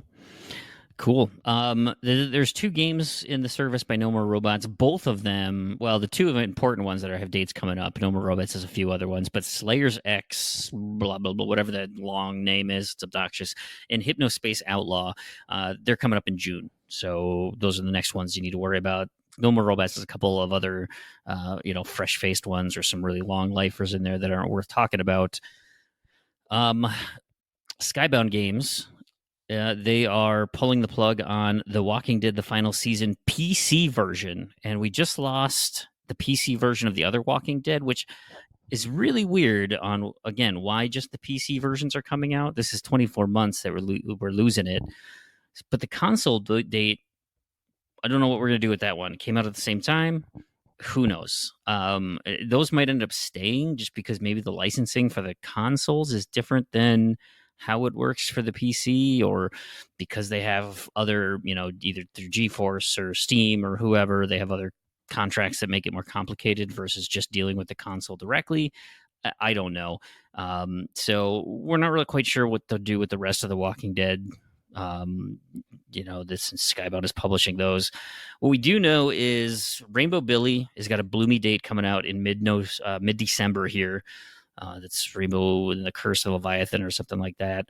I had that flagged a while ago, so hopefully you jumped it on then when I mentioned it. But now that we got a Bloomy date looking like mid-December, I feel pretty confident in that one. Escape Academy in February, I feel like that has a high chance of moving. I feel like that game is kind of more pushing the DLC than it is worried about selling, moving the actual game. So that has a chance, but in February, you got some time to do that one. Plus, it's not a terribly long game, is it? Escape Academy? No, it's not. I don't think it's terribly long. If you follow a guide, a guide would be pathetic. Yeah, 7 to 10 hours. I thought there was more DLC than just the. Is it just the one? One? Yeah, one with achievements, but they got some other random stuff in there. So there's, I wouldn't stress about that too much. Homestead Arcana, that's coming up in April. I do think that one's going to leave in April. I don't know much about it, but I just get those vibes. Yeah. And then we've got 2 games in June, The Big Con and Callisto Protocol, which both are on my list to play. I don't know if I'll get to them or not before June, but we'll see. We'll see. And then we've got 2 final games. One, a surprise game here. Hello Neighbor 2 was just added. That was not part of the original story where we just, they didn't do the newswire, but it was on the newswire that the 24-month end date for Hello Neighbor 2 is coming up. That's Tiny Build Games. The only other game that Tiny Build has in there is Totally Reliable Delivery Service. And that one's got 2 years left on it for as far as Bloomy's numbers are. So you got forever on that one. And then the final game is Rollerdrome. 12 months, Private Division. Technically, Private Division published The Outer Worlds, but because that's an Obsidian game through Microsoft, I think they got that thing covered. I just started Rollerdrome yesterday, 2 days ago. Accessibility options in that make it an absolute breeze. Yes. There we go. It's fun. I mean, I dig it. I'm not terribly good at doing the tricks. Yeah. I kind of just like to just zip around and shoot dudes and switching guns. But it's a clever little game. I don't think I would enjoy it without the accessibility options. I like being indestructible. Way OP, yeah. Yeah. I would not like it if I had to be skilled at this game. Yeah, for sure. And then, hey, we mentioned it a bunch of times. There's only 74 days left of A Little to the Left Daily Tidy, so you got clock manipulation right now. But it's on sale. It's on sale right now. It is on sale. The DLC's not on sale though, which is a bummer. Well, actually, it is. But I think they're both on sale. But it's a tiny discount. It's like $1 or $2 off each one, perhaps. I mean, but I'm not going to turn away on that. I'll get that thing completed. Yeah. Cool. Okay, that's all the stuff that we're leaving here in the near future. We saw what was leaving in November, December, so let's talk about January. There's not a ton of critical things to talk about, but we do have some that we feel pretty confident in, and we'll get to those. But let's start with some of these that there's only one game in the service for each of these titles, and these dates, again, we're going off of Bloomy dates here and how confident we are. Medieval Dynasty, the PC version's coming up on 4.5 years. Feeling that could go either way. It's been on there so long. I know it's undergoing like a lot of active development while it's in the service, and so that I think that could really go either way on that one. Go Mecha Ball by Super Rare Games. That just entered Game Pass Standard in November. So interesting that it went to the Standard. I would think then that potentially that current 12-month is going to get extended. Yeah. So it's a relatively short completion. I think it's an 8 to 10, isn't it? Well, that's good to hear. I felt like it required some skill. Well, that's true. It's a 20 to 25. There you go. It's one of those where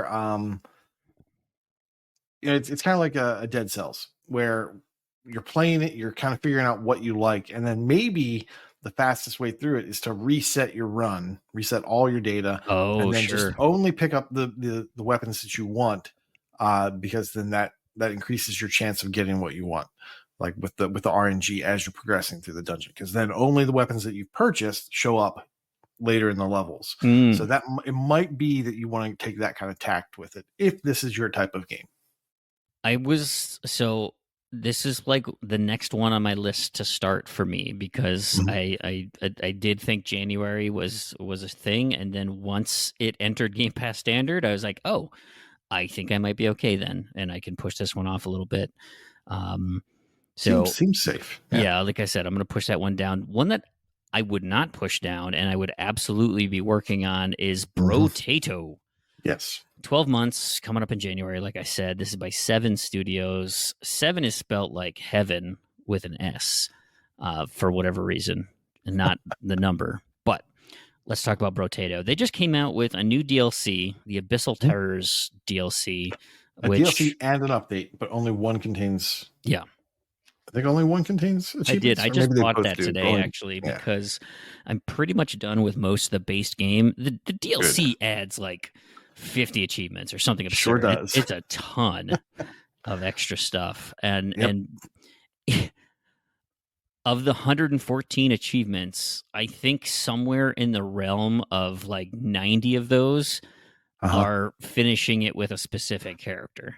Yes. Which means 90 individual runs. Now, thankfully, you can put it on like difficulty 0 and just breeze through everything. But you most certainly don't want to do 90 runs in 2 weeks. You'll get sick of eating nothing but potatoes. 100%. You might become allergic to potatoes at that point. So this has become a daily thing for me, right? This is a that's how I would recommend to do it. Check the morning emails, make sure I still have my job, do a potato run, and then get on with my day. Yep, perfect. Absolutely perfect. Another solos, we got Mountain Blade 2 Bannerlord, kind of up on 2 years by Telltale Worlds Entertainment. Yeah, that could very well be it. And then Commonhood, 18-month mark for Plethora Project. So those are the only ones in the service. Don't quite know about those other two, but seems real enough. I mentioned earlier Escape Academy. It's coming up on 3.5 years by Skybound. There's nothing left in the service, or nothing from Skybound has left the service. That's the wording I was looking for until this current, this current month.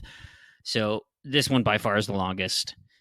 Not sure what to expect with this one. Like I said, I think this is kind of still actively being developed. Another one of those where they, that there's no new game on the horizon or anything like that. So there's a chance that this thing survives past its 3.5 year mark. And then we got Pal. I was going to say that Escape Academy to me feels like a really good game to keep in Game Pass for a long time because it does have co-op.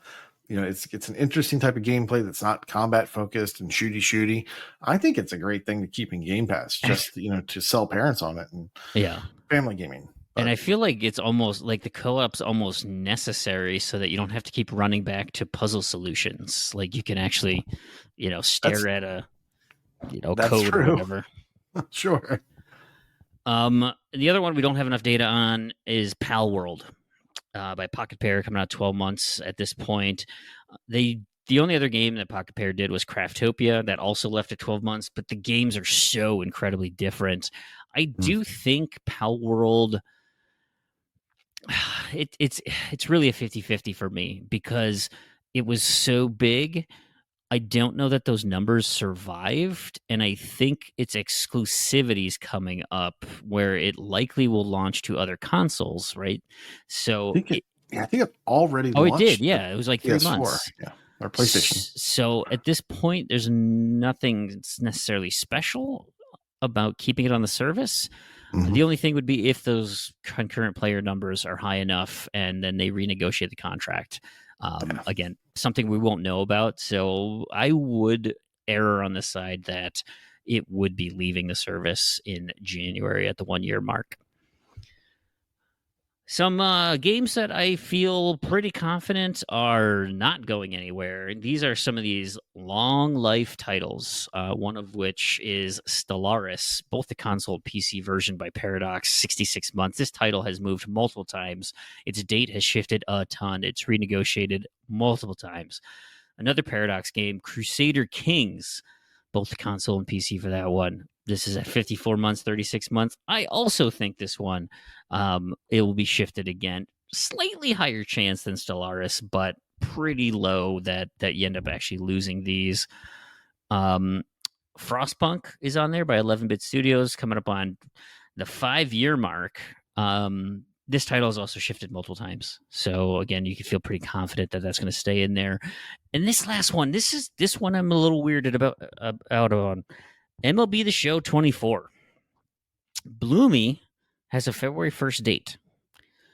These have always left on April 1st. So I don't know why Bloomy's date is February 1st.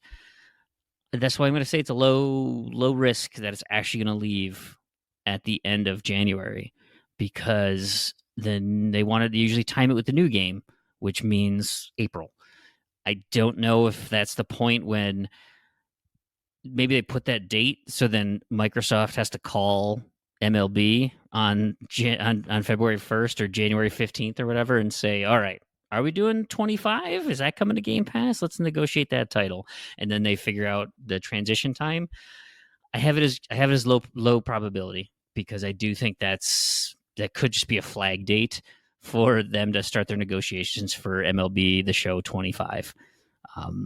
But if you're concerned, this year's, the 2024 version, is a easier completion, right? It's a much lower time commitment than it has been in the past. At least that's what I've heard. Not my jam. Not my jam either. But you guys talked about it on the podcast a little bit.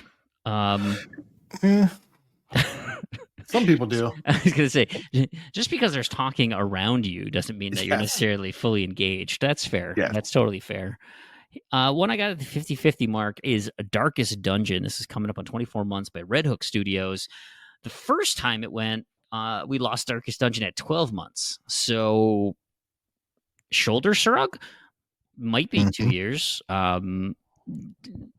Really, I don't quite know the reason for why it even came back in the service. It's a great game. Like, people really like it. It's on my high priority list of things to play. But they do have Darkest Dungeon 2 out in the world. So who knows? Who knows about that one? That's why I got it at 50-50. And then we come to the set of games that I'm putting at the 75% mark. First one is Those Who Remain by Wired Productions. 12 months. Wired Productions typically has stuff leave at 12 months. There's a pretty high confidence that is the case, and yet Arcade Paradise still lives. So I was shocked that one survived as long as it has. The date is way further in the future. Must have been renegotiated a couple times, but we do have a couple of canaries in the coal mine in the games Tin Hearts and Close to the Sun. Those games through Wired Productions are coming up in December. So if we lose Tin Hearts or Close to the Sun in December, Those Who Remain is walking up to the gallows, because it will be gone in January. Final few here. Anushard. Is that how you want to say that? I always say it Anucard in my head, but I could see that. 12 months, Freedom Games. I feel like it's kind of out there by itself. There's a good chance that this is a legit date for that one. I feel confident that's going to be the case. This is on my list to play. It is an RPG I was kind of excited about, but I was going to wait till it got a little closer to the time it was leaving, and sure enough, it's now time. It's like an RPG light. Yeah. It's not real heavy on the RPG. It's the only game in the service for them. The other two games they did have in the service, Airborne Kingdom and Dreamscaper. Airborne Kingdom left at 12 months and Dreamscaper left at 18. So 12 months seems pretty good, especially since that's the Bloomy date. So I feel pretty confident in that one. And we've got two Devolver Digital games here. Serious Sam, Siberian Mayhem, 18-month mark. Broforce Forever, 18-month mark. Feel pretty confident in these. Devolver Digital is a big 18-month proponent. That's pretty common for them. You have been talking the praises of Broforce for quite some time. Yep. Love it. Yeah. And to get to completion, you're going to want both the PC. You're going to want to install it on your PC, and you're going to want to do it on your console as well. Because one of the achievements, I believe it's the Indiana Jones one for punching the devil off a train. That is not possible on the PC. I think that's how it worked. I think it was only possible on the console or vice versa. It's one or the other. It only works on one of the versions. And but they share an achievement list and progression and all that, pretty sure. So is that true? Maybe that's not true, but they definitely share the same achievement list. Okay. But yeah, so if you're going to do that, and I think it's fun, and I think it's a really cool thing that they've made here. It's not like most games you've played. It's pretty fun. You should at least check it out, see if it might be for you. Cool. Fantastic. Just to throw these out there in case you guys forgot, for December, we have these leaving at January 1st, is Death's Door and McPixel 3 we talked about. Oh. I actually started Death's Door. Yeah? Yeah, before I Why'd found you out. stop? Well, why are you not playing it right now? It's because so good. it is really good. It's that one day between knowing what's leaving, and I was like, oh, this is leaving in January or at the end of December, so I better get on it right now. And I wasn't convinced I was going to do Roller Drome and or Spirit of the North.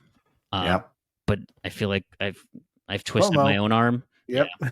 So we're getting on those. But yeah, Death's Door is good. Good. I totally missed the umbrella first time, and so I went. I was like, "Oh, I'll just find it," and then I beat the first boss, and I was like, "I'm pretty sure I should have an umbrella by now," and so I had to restart. Well, you don't want to. I don't think you want to do the umbrella run first. I think it's fine. Okay, Come all on, right, get good.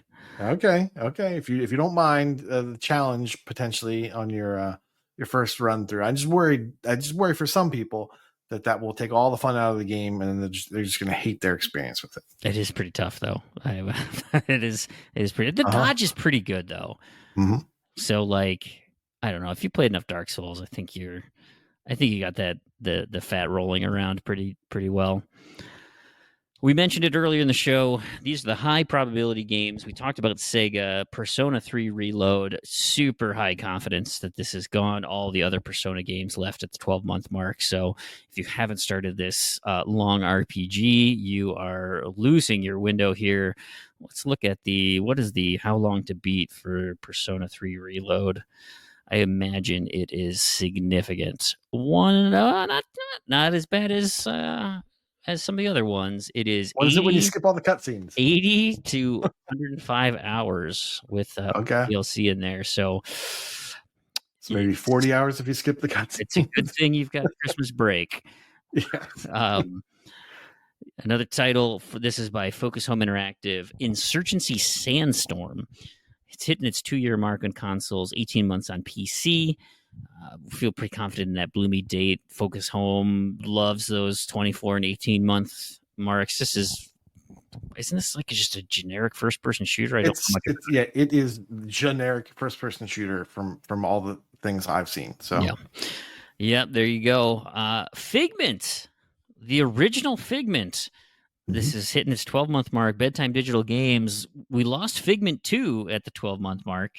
It's always sad to see the sequel go before the original. It was weird. My daughter still sings that Bad Ideas song or whatever. She has it like on her Spotify playlist. That is a banger of a song. Anyway, did you played Figment 1 before you went into 2, right? Because exactly. Yeah, I that's just how I do it. So I had to play Figment 1 first before Figment 2 left. So I jammed them both in. Same. Figment 2 is, I would probably say, a better game, but Figment 1 was just delightful. It was cool. Had some unique takes on mental health and some neat concepts dealing with the brain. Still kind of a musical. Don't. Yeah, so when they start singing and doing some of that stuff, like it's like an indie, an indie Double Fine, if you will. Yeah, it's kind of like a lower quality Double Fine type. Game. Yeah, that's fair. The Double Fine we have at home. Yes, exactly. I think Double Fine is fantastic. Oh, I'm with you. Don't have to convince me. But Figment's a good game. Pretty short completion, so you can finish that within 2 weeks. But do plan for that in your January. Feel highly confident that's going to happen. Another short title that you should plan for is Maquette. If you use a guide. Yeah. Figuring stuff out is not. It will break your brain. So I've done the first few levels. You will feel like a genius if you keep going without a guide. Eventually, you will feel like a genius. Yeah, and I got I got so frustrated because I wasn't using a guide, and I was like, I know what I need to do. How come I can't get it to work? And so then I watched a video and was like, oh. Because I was putting that in the wrong spot or whatever. Like I had the right tool and I was putting it in the wrong spot. So it's kind of and then I glitched through the game and fell off the table and then fell through the world. But I got an achievement for it because I quote unquote escaped. I don't think that's how you get that achievement. That is awesome. So I was like, oh, am I supposed to do this? But then like the elevator to get me back up to the, after whatever, like didn't work. So anyway, it was so bizarre. That's crazy. It is a cool game, cool perspective type. Lots of unique puzzle design and very pretty. But if worst case scenario, give it the time of day. Let your brain work. It's fun. It's good for you. But just know it is a short completion with guides. It should be okay. The final title to talk about here is Exoprimal. Hitting its 18-month. This is a Capcom title. They've already stopped supporting it. They're no longer actively developing it. There's no plans for DLC. They're not doing any more Battle Pass or ongoing stuff.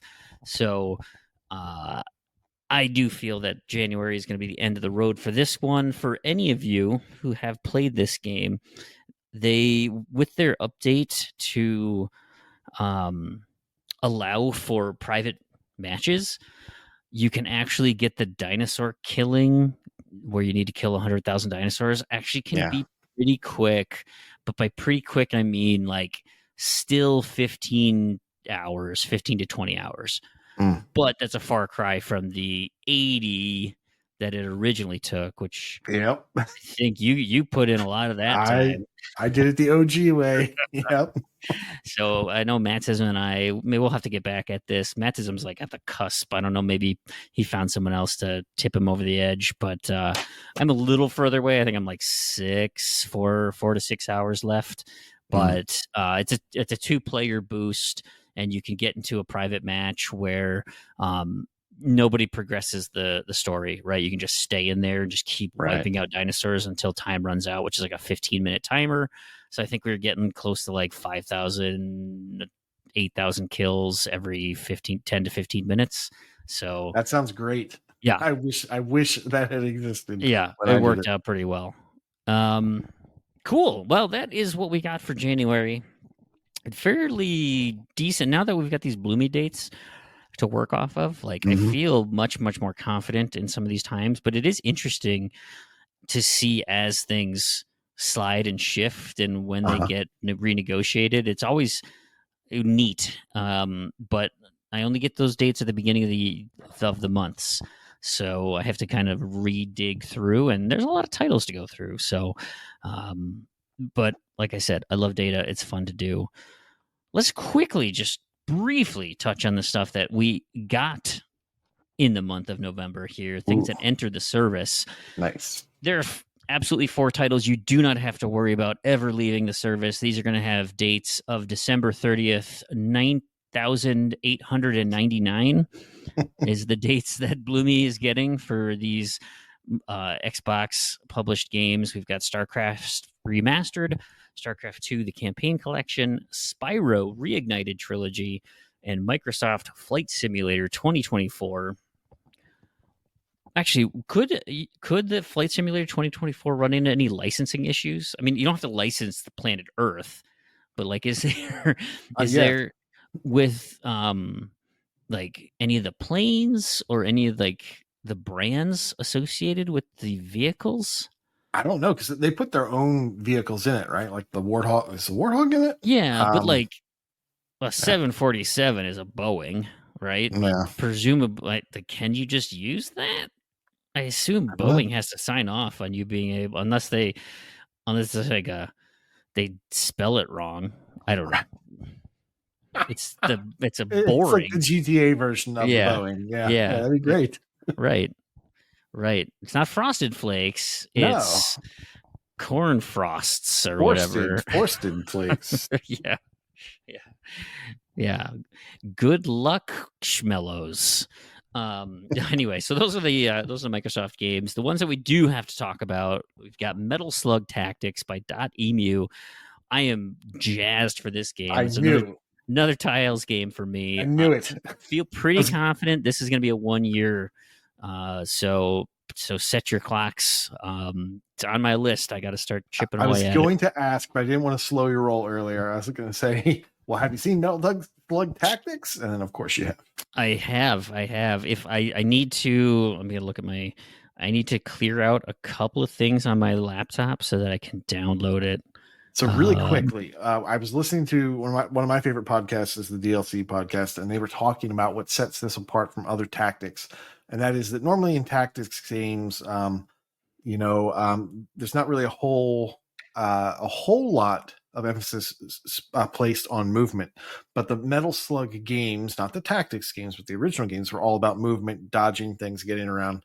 So they have found a way to incorporate that into the gameplay, such that when your characters move into and land in specific formations, it can trigger additional attacks and cool status effects and things like that. So it's really going to be moving or incorporating movement and getting your character all around the board and using cover and things like that. Fun. So really kind of cool. I'm really excited to eventually check this out. Did you play Gears Tactics? I did play a little Gears Tactics. Okay, because I thought they did an awesome job by incorporating like that momentum, where like you can kill the downed guys and you get a fresh turn and you can just keep going, and like so if you set your dominoes up right, you can just start plowing through everybody. I don't think I had gotten to that mechanic yet, but it does sound cool, and I really liked what I saw. But shinies. So I'm hoping that's the case with something like this, because I feel like that does add. It is fun to look at a grid, to look at a plan, come up with a tactic and do it. But by like trying to smooth out the edges for some players where it's like, I'm not really doing anything, right? It's a lot of planning. To me, I'm happy with that. I like doing that, but making it a little bit more action focused, like, it could probably help bring some people in. Yeah, it sounded like a really cool take on a tactics game. Fun. I'll have to fill you in when I get there. We talked about Goat Simulator Remastered earlier. Coffee State, no idea how long this thing's going to be in the service for. Probably forever. Yep. Stalker 2, Heart of Chernobyl. For whatever reason, they spell it Chernobyl instead of Chernobyl. I was gonna fix the doc. I'm glad I did. Yeah, it is weird. I don't know why it's spelled that way. Maybe licensing. Maybe Russia's not happy with. It's the marshmallows again. Yeah. Yep. GSC Game World. They are new to Game Pass, but this is an Xbox exclusive deal. So not really sure what that means. You can be sure it's at least a year. There's a chance this is an 18-month to 2-year, but we'll find out as it comes. This do anything for you? Well, I was gonna say one of our groups has to play this, right? Like it's got to slot in somewhere. Is it a multiplayer? I think so. I don't know. Am I getting this confused with another type of game? No, I mean it could be. It could be. Yeah. I don't know if it's single player or multiplayer. I felt like this was maybe I'm thinking of one of the other games that's coming soon, but I thought that this sounded like something that we were going to have to play. I mean, I wouldn't necessarily be opposed to it. I mean, all the other, I'm looking at the other Stalkers, and they're all single player. I'm confusing this with State of Decay 2, I think, or 3, or whatever the latest one is that's going to come out. Yeah. So I don't know. First-person shooter, survival, open world. Ooh, you had me until you get the open world or survival. Right? Survival. I hear it's pretty hard. Like that's the kind of the calling card of these Stalker games is that it's pretty brutal. And so it's like, I liked the idea of Rust or a DayZ or but I don't know. I'm going to have to listen to some podcasts and they'll convince me in March or April when I get to them, whether or not I should play this. You then convince me. So, yeah. Yep, for sure. Let's skip this next one because I know you and I want to talk about it. Aliens Dark Descent, Focus Home Interactive. I get 90% chance this thing's gone in 12 months. This is a real-time strategy. I looked at it because I thought it was the Aliens Colonial Marines. I was like, oh, fun. Right. It's coming back. And then our group, because we're looking for a new Sunday game, we could play this. And I looked at this and I said, we're not playing this. This does nothing for me. Gotcha. But I do think it's 12 months. So just letting you guys all know that one. The final game that I get, I don't like that these Game Pass standard titles make it seem like more games are coming, but really there's only like 3 new games at the second half. That's really obnoxious. Yeah. But Nine Souls. This is by Red Candle Games. They're brand new to Game Pass. They don't have any other titles in the service, and they are coming out with a bang because this thing looks awesome. Mm-hmm. Have you? Because it's not necessarily new to the world. It's just new to Xbox. Watch some gameplay, right up your alley. Yes. It's 100% up my alley. When I saw this and we didn't get it, I was a little bit frustrated, but I was trying to be patient. I mean, there's a lot of stuff to play. This just looks like something I'm gonna love. Yeah, I'm with you. Metroidvania. I think they call it 2.5D, although I didn't see a lot of background interactions, but maybe it's some doors and stuff that I wasn't really paying attention to. But yeah, straight up, 2D Metroidvania, good combat stuff, lots of powers, big map. It's got like that Hollow Knight type combat. Yeah. I don't know if it has the same systems and everything, but the combat just definitely looks like it's not just, walk in front of the thing and hit X. Yeah. So. Yeah. So I'm pretty jazzed about that one. And that's it. I think that's all we got. Mm-hmm. That's all we know about. Everything that we wanted to talk about, everything that's coming out. We know what we're working on for the rest of this month. Mm-hmm. Anything in the shortish term that you're adding onto that list? I told you I'm doing Death's Door is my next one. And that's what I'm adding on. I think I'm shifting over after Death's Door. I think I might go to Lamplighters League and get my tiles game in there. Oh, interesting. Yeah. Interesting. I was I was down on Rainbow Billy when I first played it. But I went back in to get a bingo spot or two, and I was kind of digging it. Okay. So I might go back to that. And then the Tin Hearts, I feel like I really need to put some more time into that. So I want to kind of try to knock some of these things out. Oh, and the Quarry. Yeah, I think it was the Quarry. Mental was really big on the Quarry. So I was like, okay, I need to play this. And if that's going away in December, or we think it's going away in December, then I really need to start soon because it's a stack, and I want to do both. Yeah, no, for sure. And that is weird because it is only 9 months in December, but maybe it's what I talked about earlier with those Bloomy dates where it's give them a 3-month window so they can renegotiate if they want. Maybe. But I wouldn't necessarily wait on it. Yeah. Well, fantastic, Koosh. Good talking to you again. I appreciate getting to hash out this Game Pass news. Do we think we're going to get just a massive December flux so that they can take, wave 2 is, they can take that off and we don't get any Game Pass news for 4 weeks? Oh. We know that they're gonna skimp on the news. Like that just happens. Like they go on vacation and they, the communication at the beginning of the year and the end of the year, that span is just really frustrating for me. And I'm pretty sure you're frustrated by it too. It's obnoxious. I hate that, but I just don't think they're gonna make it worth our while. I don't think they're gonna do anything to sweeten the pot and make it up to us. That's just how it's gonna be, and I'm setting my expectations low. I don't think they're going to surpass my expectations. When are the Game Awards?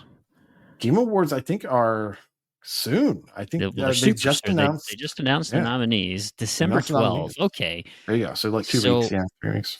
So we'll get round 1 on December 3rd, and then do you think we get like an early round 2? Maybe a couple of things get announced because do you really think we're going to get something on the 17th? Well, 17th, I think we could because it could be early enough before they ditch. Yeah, I don't know. I think we could get news then. We'll see. and then and then we're gonna get screwed, I think, in January. But that I expect that. Oh, for sure. Well, even because the first Tuesday in January is the 7th. Yeah, it's the 7th, which really, we're never gonna get that. No. I apologize now for my whining in the Discord. Oh my gosh, because then we're gonna miss the 14th. Is our first news gonna be January 21st? That'd be a travesty. I cannot see them doing that. Yeah, that would be an absolute travesty. Yeah. Well, you know what? It's completely out of our hands. There's nothing we can do about it. We can just talk and maybe if they don't come up with news, we'll just have to make up our own news. And I mean, listen, the games are still going to be leaving the service. That is an automated system, and it just pops up and says, hey, in 2 weeks, these things are gone. So we will be able to talk about that for sure. We may not know about the new stuff, but we'll definitely know what's leaving within about a day or two. Bingo bongo. Awesome. All right. Well, let's head out of here. We got some games to play and some things to finish up. Everybody who's listening, thank you so much for spending some time with us. Really appreciate it. And until next month, have a fantastic rest of your day. Bye-bye.